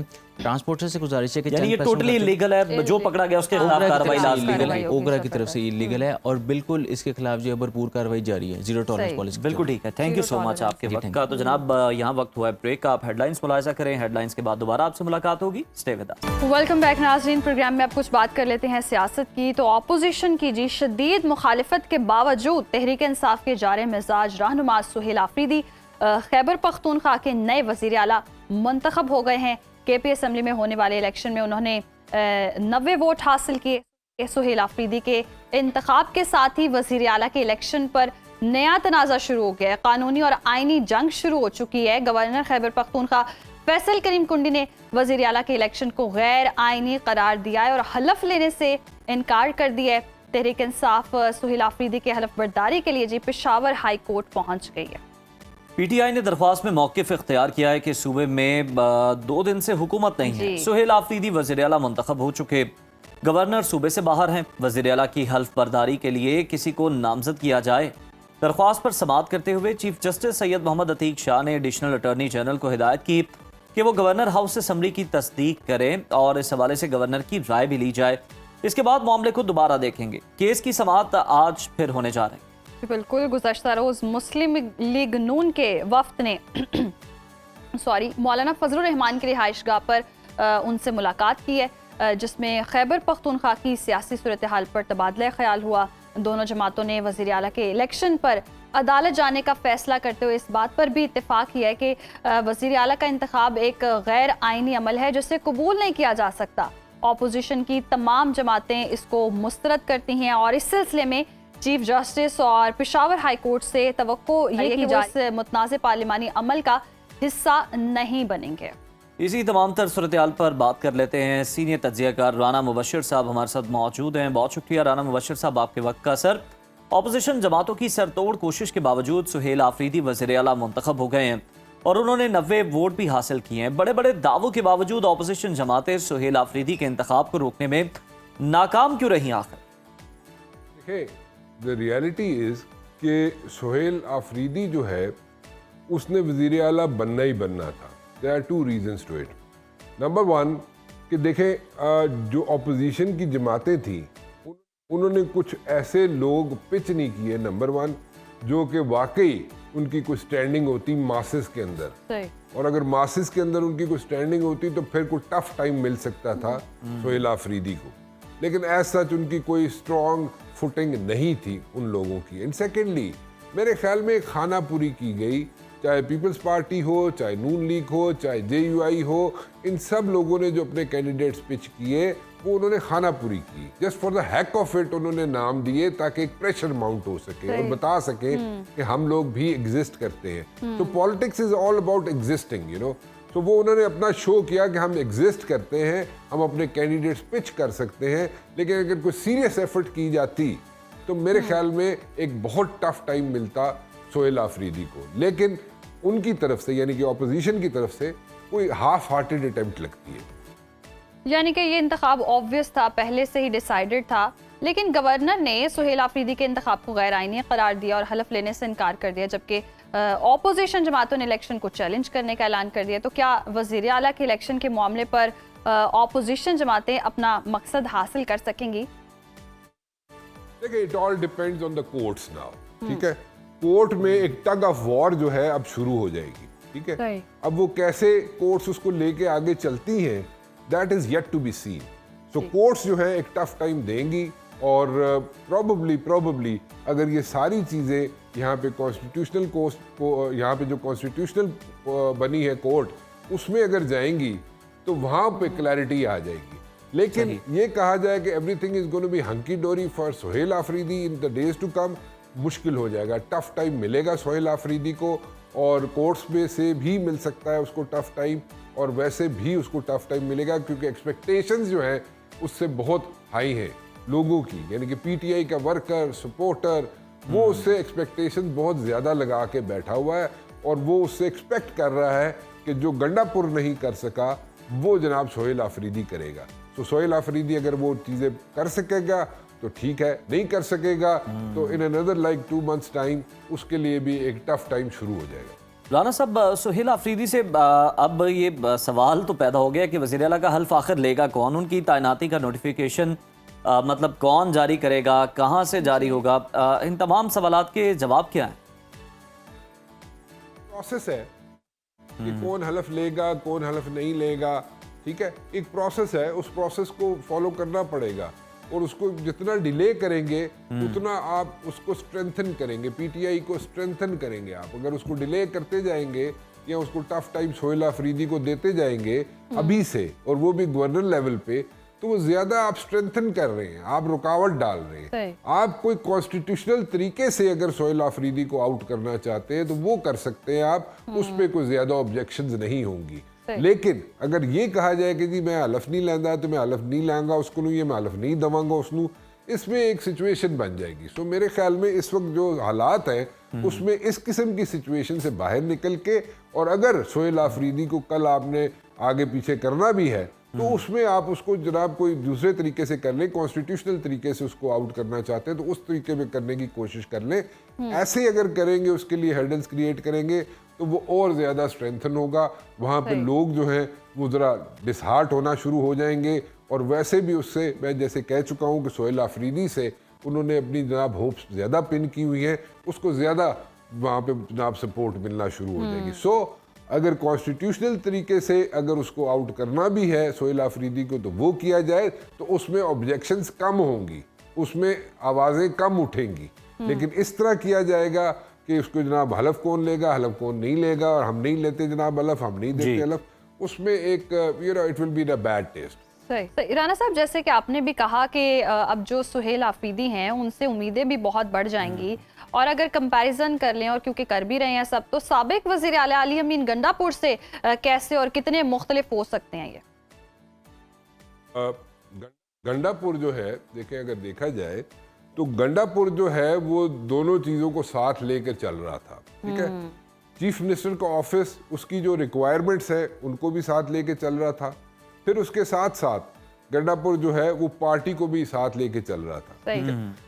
गंडापुर ने महाज बहुत ज़्यादा खोल लिए थे, क्योंकि वो ग्राउंड लेवल पे जाके उसने पॉलिटिक्स शुरू कर दी थी, और उसमें ही वो stepping on so many toes with in PTI कि उसके लिए जनाब वहाँ पे मुश्किलात पैदा हो गई थी, ठीक है। अब वो मुश्किलात उनको हैंडल नहीं कर सका, और वो हो भी नहीं सकती थी, क्योंकि पीटीआई के अंदर ग्रुप्स हैं, वो ग्रुप्स जो है वो हर एक ग्रुप पे उसने जनाब उसके साथ पंगा लेके बैठ गया था। तो वो एक इशू बनता गया, और वो एक बहुत बड़ा अजदहा बन गया जिसको वो फेस नहीं कर सका। सो इसलिए वो तो गंडापुर की ये सिचुएशन थी। अब रह गया आफरीदी अगर चीफ मिनिस्टर ऑफिस को भी साथ लेके चलता है, एज अ चीफ मिनिस्टर चलता है, और पार्टी की भी एक्सपेक्टेशन पे पूरा उतरना चाहता है, तो वो एक डिफरेंट सिनेरियो होगा, एक डिफिकल्ट सिनेरियो होगा। वो उस डिफिकल्ट सिनेरियो को पूरा कर सकेगा, नहीं कर सकेगा, ये एक बहुत बड़ा इम्तिहान होगा सुहेल आफरीदी के लिए, क्योंकि उसको एक साइड चुननी पड़ेगी। तो अगर एक साइड चुनेगा तो दूसरी साइड जो है वो उससे जनाब नाला होगी, अगर दूसरी साइड चुनेगा तो फिर वो उसको जनाब स्टेप डाउन करना पड़ेगा। जैसे मैं पहले कह रहा हूँ कि अगले 1-2 महीने सुहेल आफरीदी के लिए बहुत टफ है, उसके लिए बहुत बड़ा इम्तिहान है। बिल्कुल इम्तिहान तो है, लेकिन राना साहब सुहेल आफरीदी के आने से केपीके और फेडरल के दरमियान जो वर्किंग रिलेशनशिप है वो बेहतर होगा, या फिर जो तनाज़ा है ये मजीद बढ़ जाएगा? मैं वही कह रहा हूँ ना जी कि देखें, चीफ मिनिस्टर के लेके चलना पड़ता है। चीफ मिनिस्टर है ना, चीफ मिनिस्टर को स्टेट के साथ भी चलना पड़ता है, चीफ मिनिस्टर को जनाब मरकज़ के साथ भी चलना पड़ता है, चीफ मिनिस्टर को ऐसी चीज़ें करनी पड़ती हैं कि जो जनाब जो पॉलिसी है जो ऊपर से नीचे आ रही होती है, कई चीज़ें ऐसी होती हैं जिनको फॉलो करना पड़ता है, और अगर वो ना करे तो फिर जनाब वो एक ऐसा समझा जाता है चीफ मिनिस्टर के जो एक अलग तरीके से चल रहा है। जैसे आपको याद होगा कि जब इमरान खान आया था, प्राइम मिनिस्टर बना था इमरान खान, तो यहाँ पे अक्सर औकात देखने में ये आया था कि मुराद शाह जो है चीफ मिनिस्टर सिंध जो है वो नहीं आया करता था, ठीक है, या आता भी था कभी कभार, तो बड़ा हाफ हार्टेड अटेम्प्ट होती थी मुराद शाह की। सो इसी तरह ये फिर आ गई। इसी तरह अगर सिलसिला चलता रहा कि यहाँ से पता चले जनाब सुहेल आफरीदी जो है मरकज़ के अंदर अगर इकट्ठ हो रहा है, सारे चीफ मिनिस्टर्स इकट्ठे हो रहे हैं और वहाँ पे सुहेल आफरीदी नहीं आ रहा, तो वो भी एक सिचुएशन ही है ना, एक सिचुएशन बनेगी। तो दोनों ऑफिस को साथ लेके चलना, पार्टी को भी साथ लेके चलना, और साथ साथ जनाब चीफ मिनिस्टर ऑफिस को भी साथ लेके चलना, ये बहुत बड़ा इशू होता है, बड़ा इम्तिहान होता है। तो इस पे मैंने इसीलिए कह रहा हूँ कि इस पे कैसे इसको पूरा करेगा, इन दोनों चीज़ों को बैलेंस कैसे करेगा सुहेल आफरीदी जी, ये एक बहुत बड़ा इम्तिहान है, और अगले 1.5-2 माह में ये सारी चीज़ें क्लियर होनी शुरू हो जाएगी।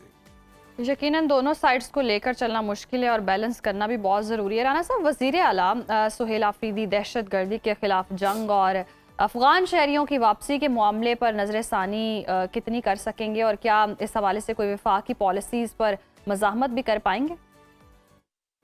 डिफ़िकल्ट ट्रिकी टॉपिक है, डिफ़िकल्ट है, और डिफ़िकल्ट इसलिए है कि जो बात वो करते हैं कि जनाब उनसे बातचीत की जाए।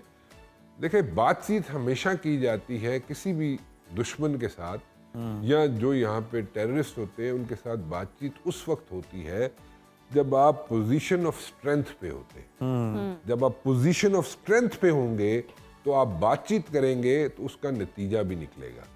जब आप कहें जनाब कि नहीं हम डिफेंसिव होकर बातचीत करें तो उसका नतीजा नहीं निकलता, और अगर निकलता भी है तो वो गलत निकलता है। So as a student of DSS मुझे जो समझ आती है वो ये है कि जनाब पोजीशन ऑफ स्ट्रेंथ से मुज़ाकरात हो सकते हैं। पहले बताना पड़ता है, अपने आप को प्रूफ करना पड़ता है कि मेरी स्ट्रेंथ क्या है। आपने अपनी स्ट्रेंथ शो की है, पाकिस्तान ने अपनी स्ट्रेंथ शो की है और बड़ा क्लैरिटी के साथ जवाब दिया है।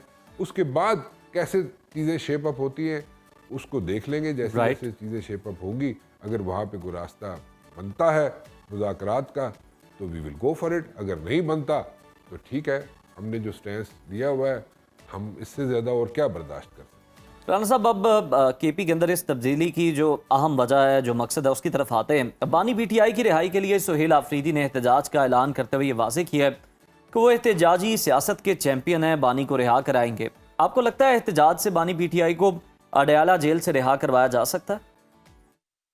देखिए, ये तो एक ऑब्जेक्टिव है, प्राइमरी ऑब्जेक्टिव है, जिसको अचीव करने में आज तक पीटीआई नाकाम रही है। ठीक है, ऑनेस्टली अगर बात पूछें आप तो ये है, और उसमें बहुत सी कोशिशें हुई, और एक तो दौर था, एक ज़माना था, और कोई इतना लंबा दौर नहीं है, इतनी पुरानी बात नहीं है, जब गंडापुर जो था वो एक ऐसे एग्रीमेंट के साथ पहुंच गया था जहां पे अगर कोई चीज़ें मज़ीद उसको लेके आगे चलता गंडापुर, तो मेरे ख्याल में और इमरान खान खुद भी उसको लेके आगे चलते।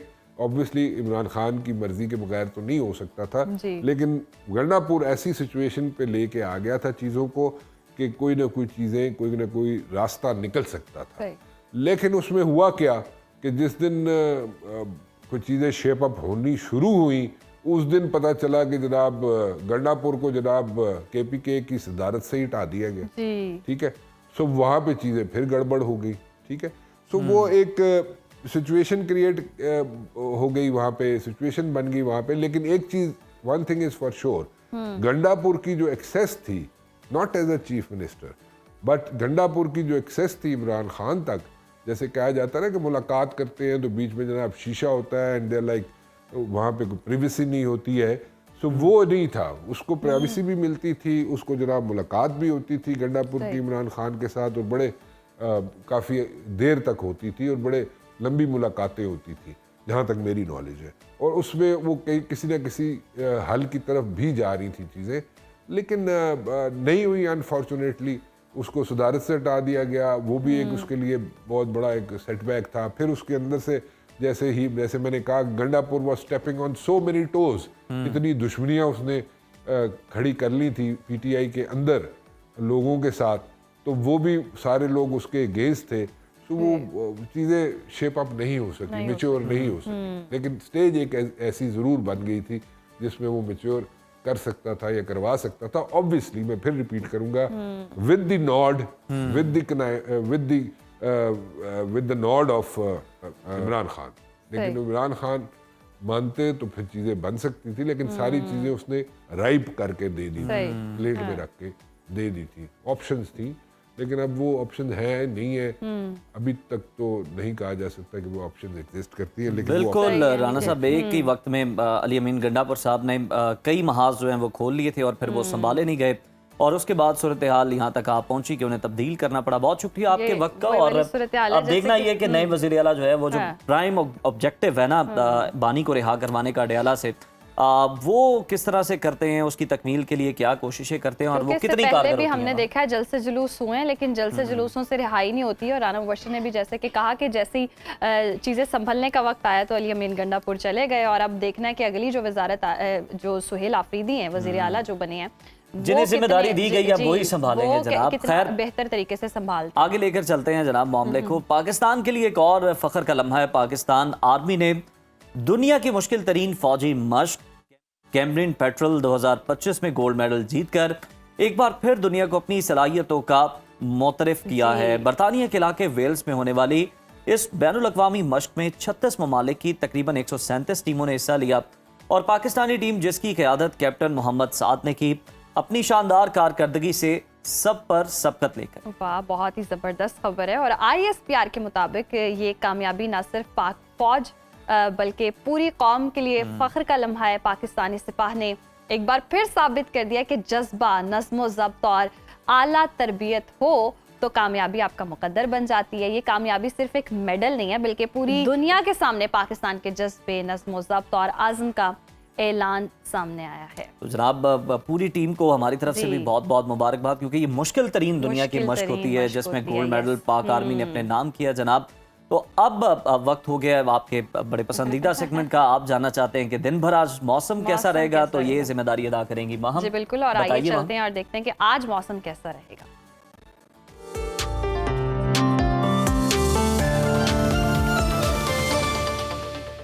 तो नाज़रीन, मुल्क के मैदानी इलाकों में फिर टेम्परेचर बढ़ने लगा है। महकमा मौसमियात के मुताबिक बेशतर इलाकों में मौसम खुश्क, जबकि पहाड़ी इलाकों में रात और सुबह के औकात में मौसम सर्द रहेगा। मुख्तलिफ शहरों में मौसम की क्या सूरत हाल है, आइए जानते हैं। और सबसे पहले बात करते हैं आबशारों और सब्जाजारों की सरजमीन गिलगित बल्तिस्तान की, जहां बेशतर इलाकों में मौसम खुश्क रहेगा।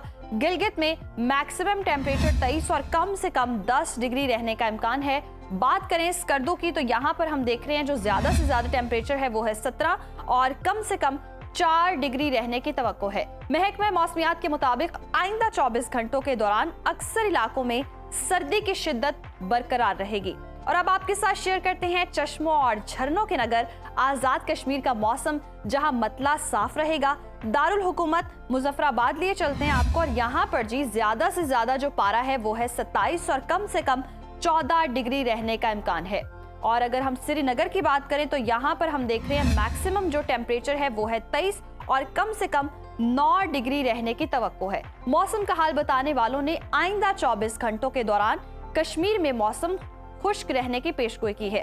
और अब रुख कर लेते हैं मेहमान नवाजों की धरती खैबर पख्तूनख्वा का, और आपके साथ शेयर करते हैं KPK का मौसम। यहाँ पर हम देख रहे हैं बेशतर मैदानी अजला में मौसम खुश्क रहेगा।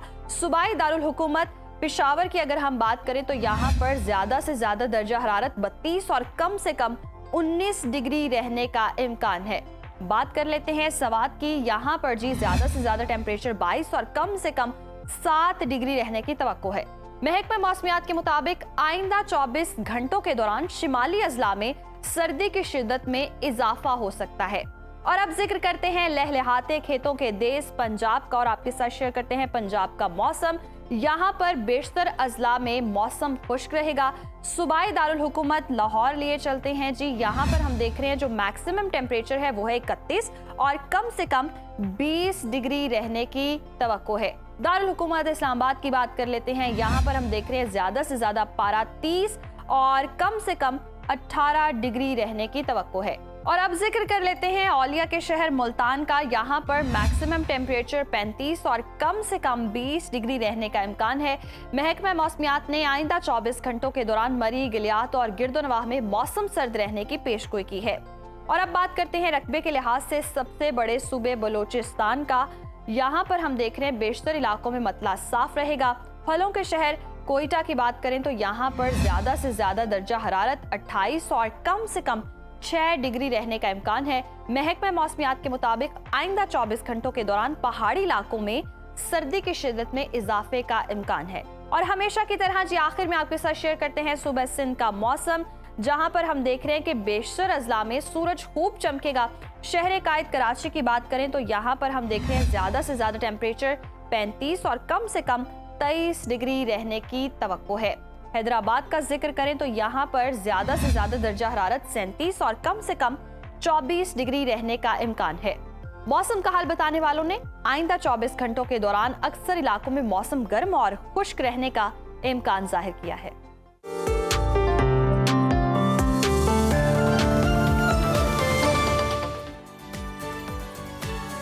तो नाजरीन, ये थी मौसम की सूरत हाल। और ब्रेक पर अभी हमें जाना है, ब्रेक के बाद जी सेहत की बात करेंगे, तो यहाँ वक्त हुआ ब्रेक का। देखते रहिए सुनो Pakistan. Stay with us. Welcome back नाजरीन। और जैसे कि हमने ब्रेक से पहले ही बताया था कि हम सेहत की बात करेंगे, तो बहुत ही अहम मौजू है जिस पर हम बात करने जा रहे हैं, जो अपने दिल को जी तंदुरुस्त और खून को साफ रखना चाहते हैं, वो है कोलेस्ट्रोल। एक ऐसा लफ्ज़ जिसे सुनते ही अक्सर लोग परेशान हो जाते हैं, मगर क्या आप जानते हैं कि ये सिर्फ दवाएं ही नहीं बल्कि सही वर्जिश और जिस्मानी सरगर्मियां भी कोलेस्ट्रोल को कंट्रोल कर सकती हैं, काबू कर सकती हैं। दिल को मजबूत बनाने, खून की नालियों को साफ रखने और सेहतमंद जिंदगी गुजारने के लिए कौन सी एक्सरसाइजेज सबसे बेहतरीन है, इसी आम मौजू पर बात करने के लिए स्टूडियो में हमें ज्वाइन किया है फिजियोथेरेपिस्ट डॉक्टर सरोज साहब ने। डॉक्टर साहब, वेलकम टू सुनो पाकिस्तान। सबसे पहले कोलेस्ट्रॉल की आज जिस तरह से हम बात कर रहे हैं कि असल में ये है क्या, जिस्म पर किस तरह असर अंदाज होता है, और फिर हम एक्सरसाइज के जरिए इसका हल भी आपसे पूछें। कोलेस्ट्रॉल बेसिकली फैट का एक मॉलिक्यूल है और हमारे जिस्म में बहुत सारे फंक्शन कोलेस्ट्रॉल से ही होते हैं। मिसाल के तौर पे सही। विटामिन डी का बनना ये कोलेस्ट्रॉल का काम है। इसके बाद आपके ओवरऑल जितने भी हार्मोन्स है, टेस्टोस्टेरोन, प्रोजेस्टेरोन, एस्ट्रोजन, आपका जो कोर्टिसोल है, ये सारी चीज़ें आपके कोलेस्ट्रॉल से बनती हैं। सही। ये इस कदर अहमियत का हामिल है कि हमारी आंखों की फंक्शनिंग का बेहतर होना कोलेस्ट्रॉल का काम है। आपकी दिमाग की फंक्शनिंग का बेहतर होना कोलेस्ट्रॉल का काम है। यहाँ तक कि आपके जो खुलिये हैं इनकी सेल मेम्ब्रेन भी कोलेस्ट्रॉल की वजह से बनती है।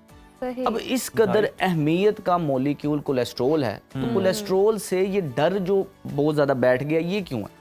जी। हुआ ये कि हमारे जिस्म के अंदर जो कोलेस्ट्रॉल है, हमारा जिस्म कोई भी चीज़ बेकार नहीं बनाता। रोज़ाना की रिक्वायरमेंट का कम अज़ कम भी आपका 75% हिस्सा कोलेस्ट्रॉल का हमारा जिस्म खुद बनाता है। ठीक। हमारा जिगर खुद कोलेस्ट्रॉल पैदा करता है। सही। हमारा जिस्म कोई भी चीज़ बेकार नहीं बनाता। तो अगर जिस्म कोलेस्ट्रॉल को बना रहा है, उसका कोई ना कोई मकसद है तो फायदा बना रहा होगा। है। हुआ ये कि 1970 के करीब कुछ रिसर्चेज हुई गई जिससे दिल की बीमारियों का कनेक्शन कोलेस्ट्रॉल से मिला। वहाँ से फिर शुरुआत हुई स्टैटिन्स की, दवाइयों की, और वो फिर कोलेस्ट्रॉल की मेडिकेशन चल पड़ी। सही। अब वो लोग जो ऑलरेडी कोलेस्ट्रॉल की मेडिकेशंस ले रहे हैं, सही। उस मेडिकेशन से कुछ साइड इफेक्ट्स होते हैं। मतलब आपके ये जो सारी फंक्शनिंग कोलेस्ट्रॉल कर रहा होता है, वो फंक्शनिंग थोड़ी कम हो जाती है क्योंकि वो एंजाइम रुक जाता है, जिसकी वजह से मामला उनकी सेहत में बिगाड़ आना शुरू हो जाता है। अब ये हमारे शो का मतलब ये नहीं है कि हम जो लोग दवाई ऑलरेडी ले रहे हैं वो दवाई छोड़ दें। छोड़ दें। सही। दवाई लाजमी लेनी दवाई है, दवाई लाजमी। डॉक्टर सही। की मर्जी के साथ आहिस्ता आहिस्ता कम करते करते छोड़नी है। लेकिन वो वजूहात जो कि आपके खून के अंदर कोलेस्ट्रॉल बढ़ा देती हैं, उन वजूहात को लाइफस्टाइल से मैनेज करके हम सही, अपने कोलेस्ट्रॉल के जबरदस्त। नंबर्स को एक नॉर्मल रूटीन के अंदर ला नॉर्मल सकते रूटीन हैं। में ला सकते हैं। अब वो होता क्या है, आपने कभी नॉन स्टिक पैन के ऊपर खाना पकाया होगा, जी।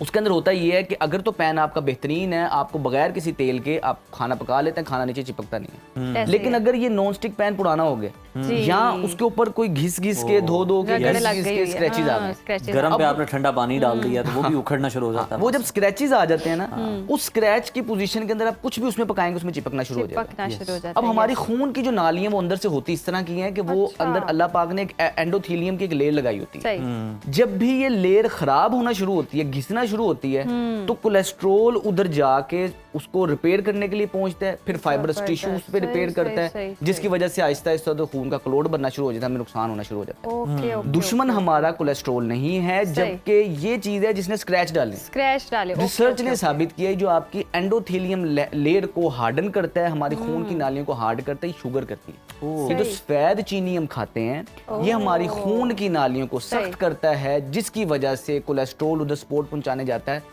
तो मसला आता है। मसला आ अब जाता लोग है। अंडा छोड़ देते हैं, इस तरह का गोश्त छोड़ देते हैं, घी वगैरह छोड़ देते हैं, जो कि हमारे प्रॉपर हार्मोन्स के फंक्शन के लिए बेहतर है। बेहतर अंडे है। खा भी रहे हैं तो जर्दियां निकाल जल्दी निकाल निकाल देंगे, और सारी ग़िज़ाइयत ही जर्दी में। ये सब चीजें खानी चाहिए, मतलब जिस तरह खानी से हम चाहिए। सोशल मीडिया पे और देखते हैं सलमान तो मना साहब, कर रहे होते हैं। आप तो खुद जिम भी करते हैं, जरा ये भी एक मैसेज दे दें लोगों को कि अंडे जो हैं ये जर्दी के साथ खाने चाहिए, चाहे आप एक Yes, से ज्यादा खा रहे हैं या हाँ, अगर एक आजकल से ये ज्यादा भी खा रहे हैं तो बहुत एक जर्दी इनफ है, ज्यादा मत खाएं।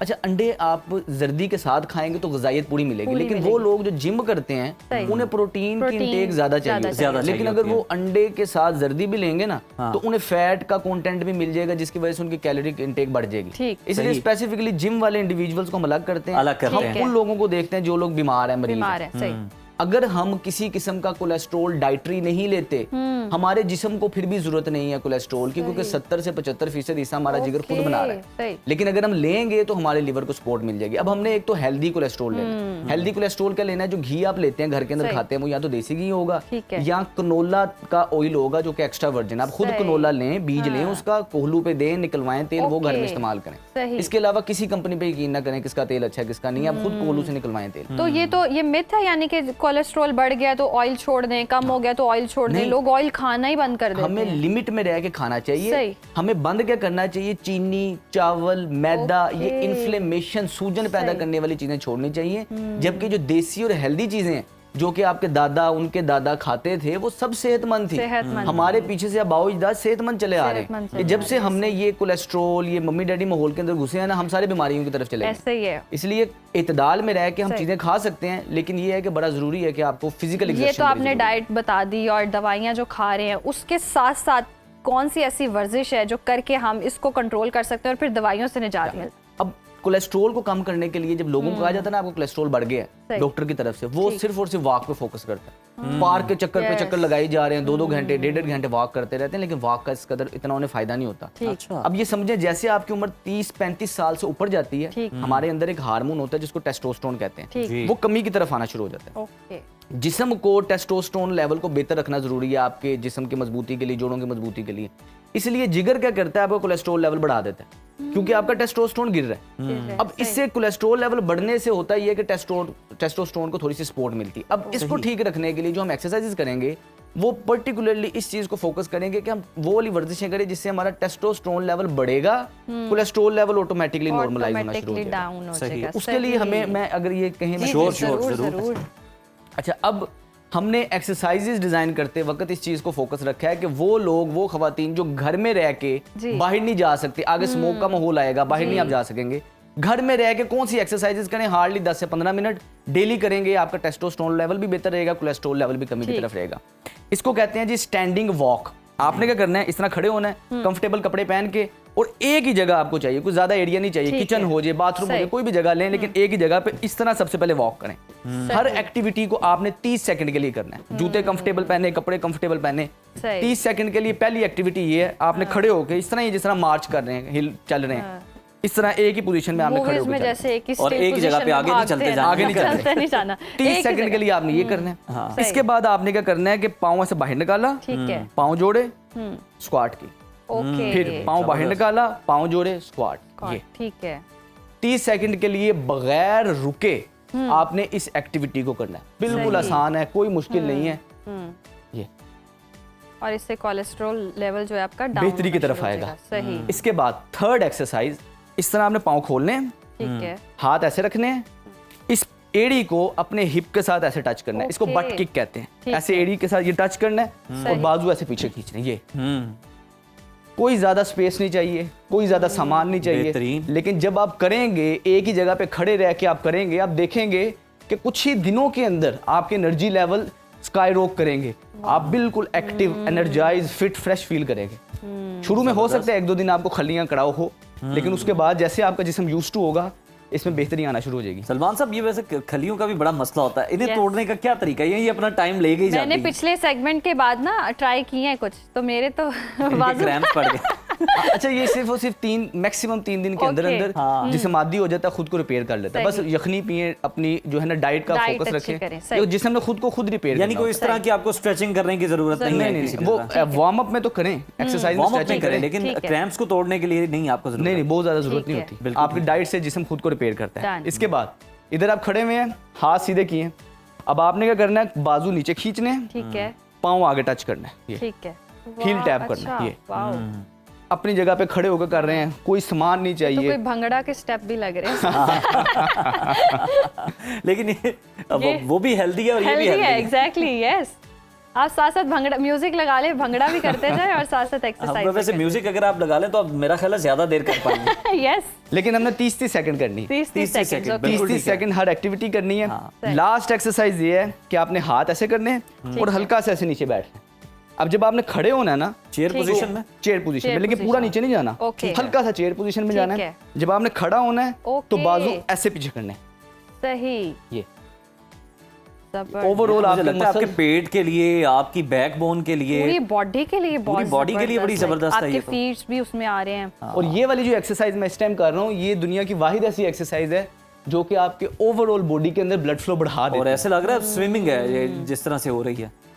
और बाकायदा तौर पे इतनी सी वर्जिश करके वार्म अप हो गया, मुझे सांस चढ़ना शुरू हो गया। yes. तो बात साथ साथ बात कर रहे हैं। लेकिन अगर आप ये 5 सेट करेंगे ना, यानी कि मैंने 1 सेट किया, ठीक है, आपने सांस लिया तकरीबन 20-30 सेकंड का, दोबारा से 30-30 सेकंड, फिर सांस लिया, दोबारा से 30-30 सेकंड। शुरुआत में 3 सेट्स करेंगे, आहिस्ता आहिस्ता आपका जिस्म यूज्ड टू हो जाएगा, फिर 5 सेट करेंगे। जबरदस्त, बेहतरीन एक्सरसाइज है, एक ही जगह पे खड़े होके, कोई ज्यादा स्पेस, कोई ज्यादा इक्विपमेंट नहीं चाहिए। बेनिफिट को बढ़ाने के लिए करें तब जब आप खाली पेट हो, खाली पेट हो, सुबह उठते साथ खाली पेट करें, खाली पेट सबसे ज्यादा फायदा तब होगा। जबरदस्त। तो जनाब ये तो बड़ी शाम का मैं ये पूछ, मैं अगर कुछ लोग मतलब सुबह में नहीं सुबह आना पड़ जाता है ना, तो नहीं, और टाइम भी नहीं होता, तो शाम में अगर कर सकें तो। शाम में ऑफिस से जब घर जाके खाना खाने से पहले ठीक आप कर है। लें, वो भी यानी बेहतरीन कि है। खाना खाने के बाद नहीं। हाँ, बाद में खाना खाने से पहले कर लें। ओके, खाना खाने से पहले आपने ये एक्सरसाइज करनी है। और मेरे लिए भी ये मशवरा है, मुझे बहुत अच्छी वैसे ज़बरदस्त लगी है, म्यूजिक लगा के भांगड़ा की तरह, तो Easily। वो बड़ा अच्छा हो सकता है। अच्छा, सलमान साहब, आप कोलेस्ट्रॉल- इधर जी, तशरीफ जी। लें, अगर एक्सरसाइजेज आप पहले पानी पिएं और Yes। फिर हम स्टार्ट करते हैं, या Start आप करते ठीक है हैं। हम नहीं, शुरू अब करें? ठीक है, बात कर सकते इजीली अवेलेबल मेरा जवाब है, मुझे वो नेट का हो रहा है, बुखारी साहब जो कि बात 11 बजे करके नेट बंद होना। यस, 11 बजे नेट भी बंद होना है। वैसे हम ये जो कोलेस्ट्रॉल की बात कर रहे थे, इसके अलावा इसके क्या क्या फायदे हो सकते हैं इस वर्जिश के बाद? अच्छा, ये जो वर्जिश है, ठीक है। अगर आपका टेस्टोस्टेरोन लेवल जो है ना बेहतरी की तरफ रहेगा, ठीक है। आपकी हड्डियां मजबूत रहेंगी, पट्ठे मजबूत रहेंगे। इसके अलावा इस वर्जिश से चूंकि सांस चढ़ता है, ठीक है। दिल की मजबूत, दिल आपका जो है ना पावर में आएगा, मजबूत होगा। जिन जिन लोगों को हार्ट बीट तेज हो रही है, कम हो रही है, या एकदम बीपी लो हो रहा है, उन लोगों के लिए बहुत फायदेमंद एक्सरसाइज है। इसके बाद जिन लोगों की शुगर कंट्रोल नहीं रहती, शुगर कंट्रोल, वो सिर्फ और सिर्फ 10 मिनट की एक्टिविटी करें बाहर, चूंकि अब जो आगे माहौल आने वाला, बाहर जाके वॉक नहीं कर सकेंगे। और Smog walk खवातीन हो जो जाएगी। पर्दा करती हैं, बाहर नहीं ऐसे जाती, ही है। जिम नहीं जाती, जी। तो वो घर में रह के अगर घर ये वाली में कर एक्सरसाइजेज ही कर लेंगी, हार्डली 10 से 15 मिनट लगने से ज्यादा सही। टाइम इस पे नहीं लगेगा, सही। लेकिन ये 10 से 15 मिनट आपकी ओवरऑल हेल्थ और फिटनेस को बेहतर रखेगा। सलमान, टेस्टोस्टेरोन बहुत ज़रूरी है हमारी बॉडी के लिए, और आपने जिस तरह से बताया कि 30-35 के बाद कम होना शुरू हो जाते हैं।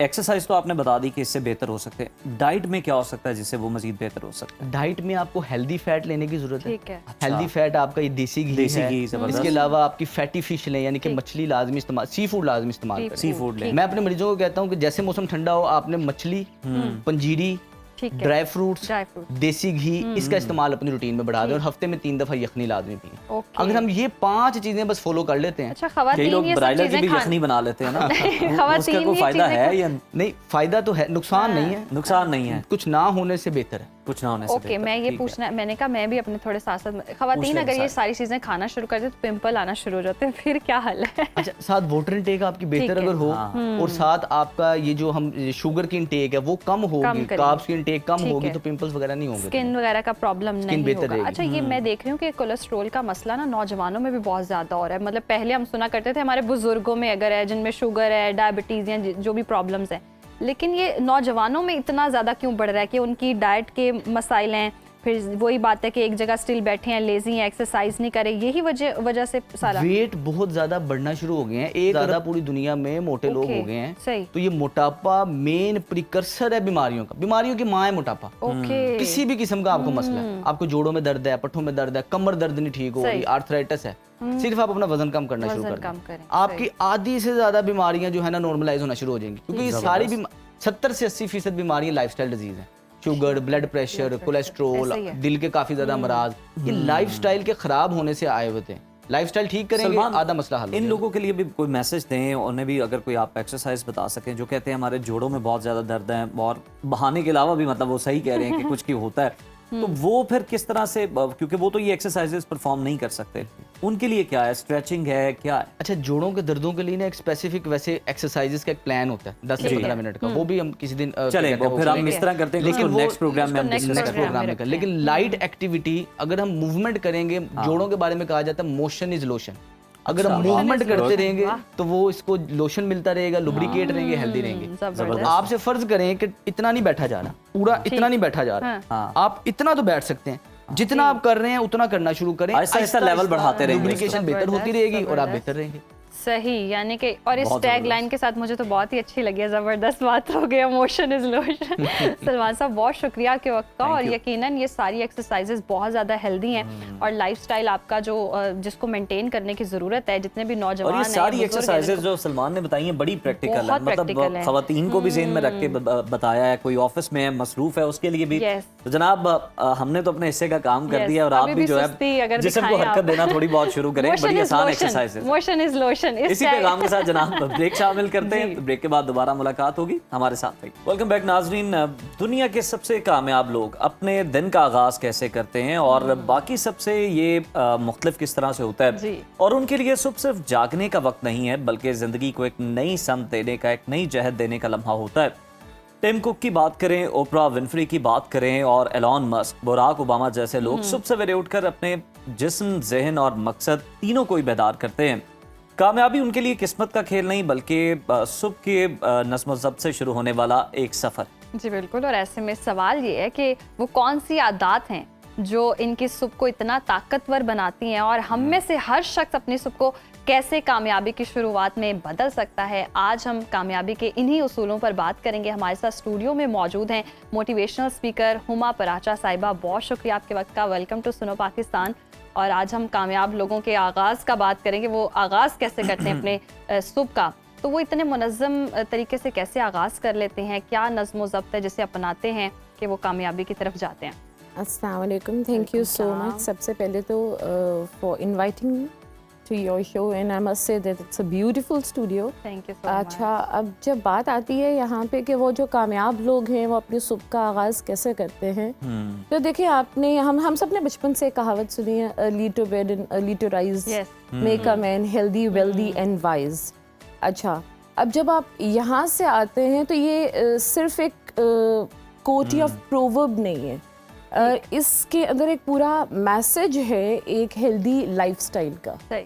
जब कहते हैं कि जी इट्स हेल्दी, तो it means that they wake up healthy because आपकी बॉडी जिस तरह से फंक्शन की जाती है बायोलॉजिकली भी, तो आपके जो बेस्ट स्लीप आवर्स हैं वो रात 9 से 10 के बाद से लेकर अर्ली टाइम जो आपका है वो आप 4-5 बजे तक अर्ली जब आप उठते हैं तो वो आपका बेस्ट स्लीप टाइम है। ये आपकी जो इंटरनेशनल रिसर्च है वो बताती है।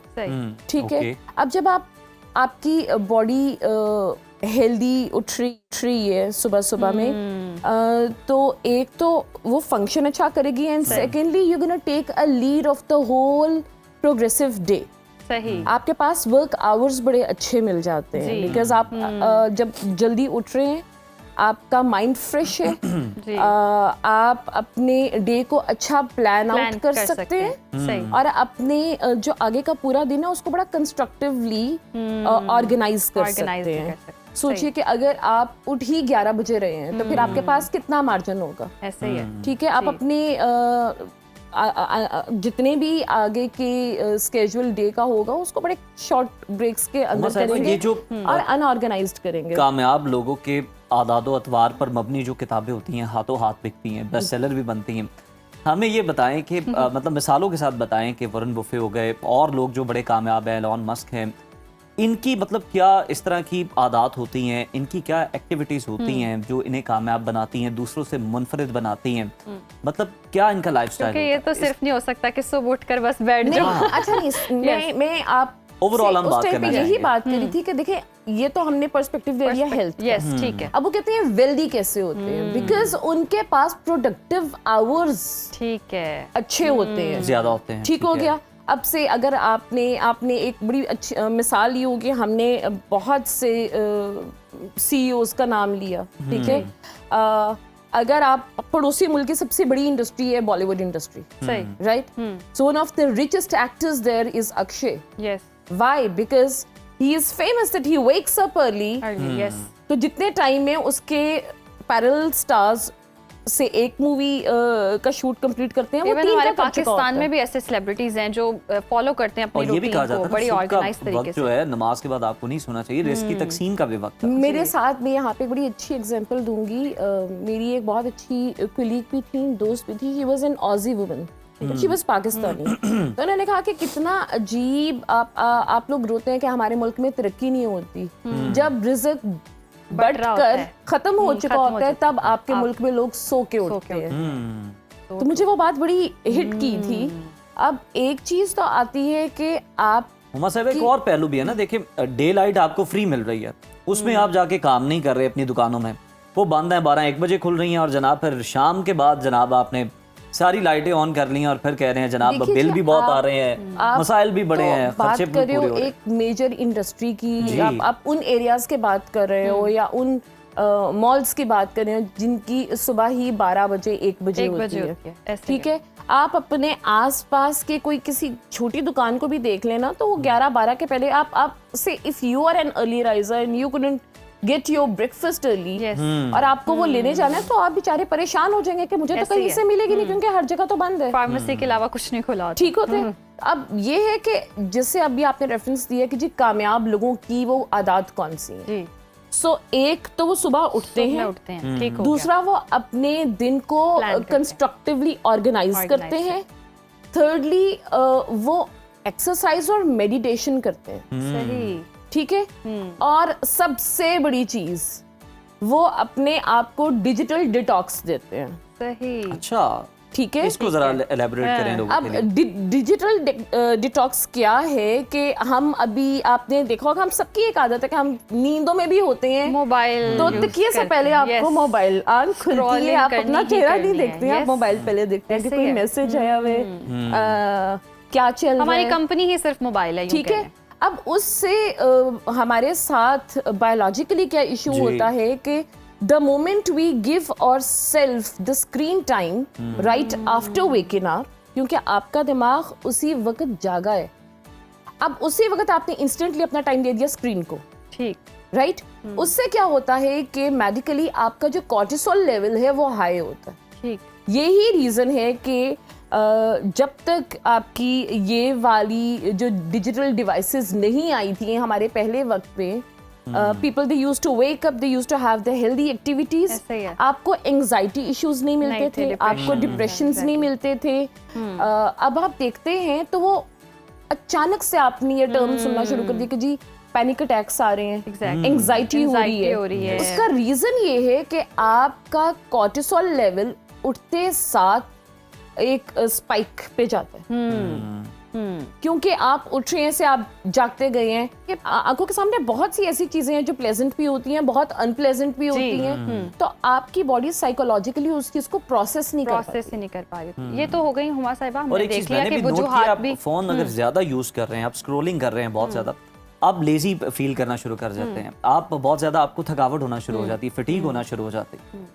ये मसाइल भी साथ साथ जन्म ले रहे होते हैं। ये चीज हमारी जो आप कहते हैं ना कि you feel kind lazy and lethargic when you wake up, आप ये वाली चीज भी नोटिस कीजिएगा कि जब आप सुबह जल्दी उठते हैं, जी।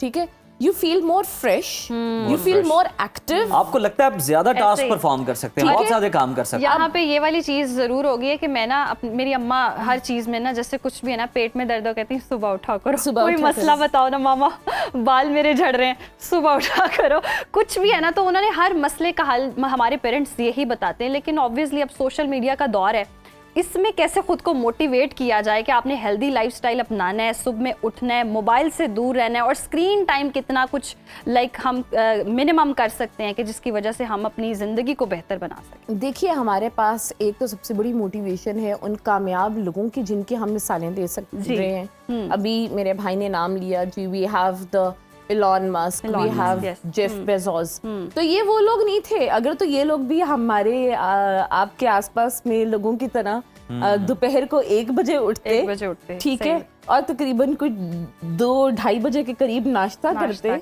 तो फिर वो जेफ बेजोस और एलॉन मस्क ना होते। ऐसे ही है।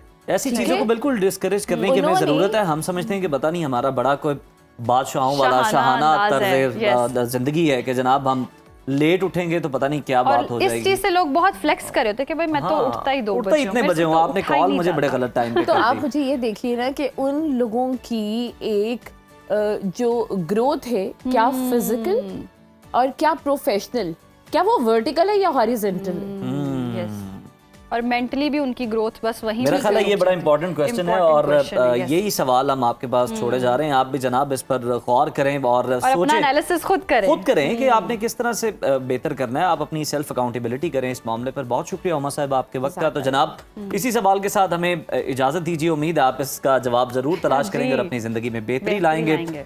हमें इजाजत दीजिए, कल दोबारा आपसे मुलाकात होगी। टिल देन, अल्लाह हाफिज।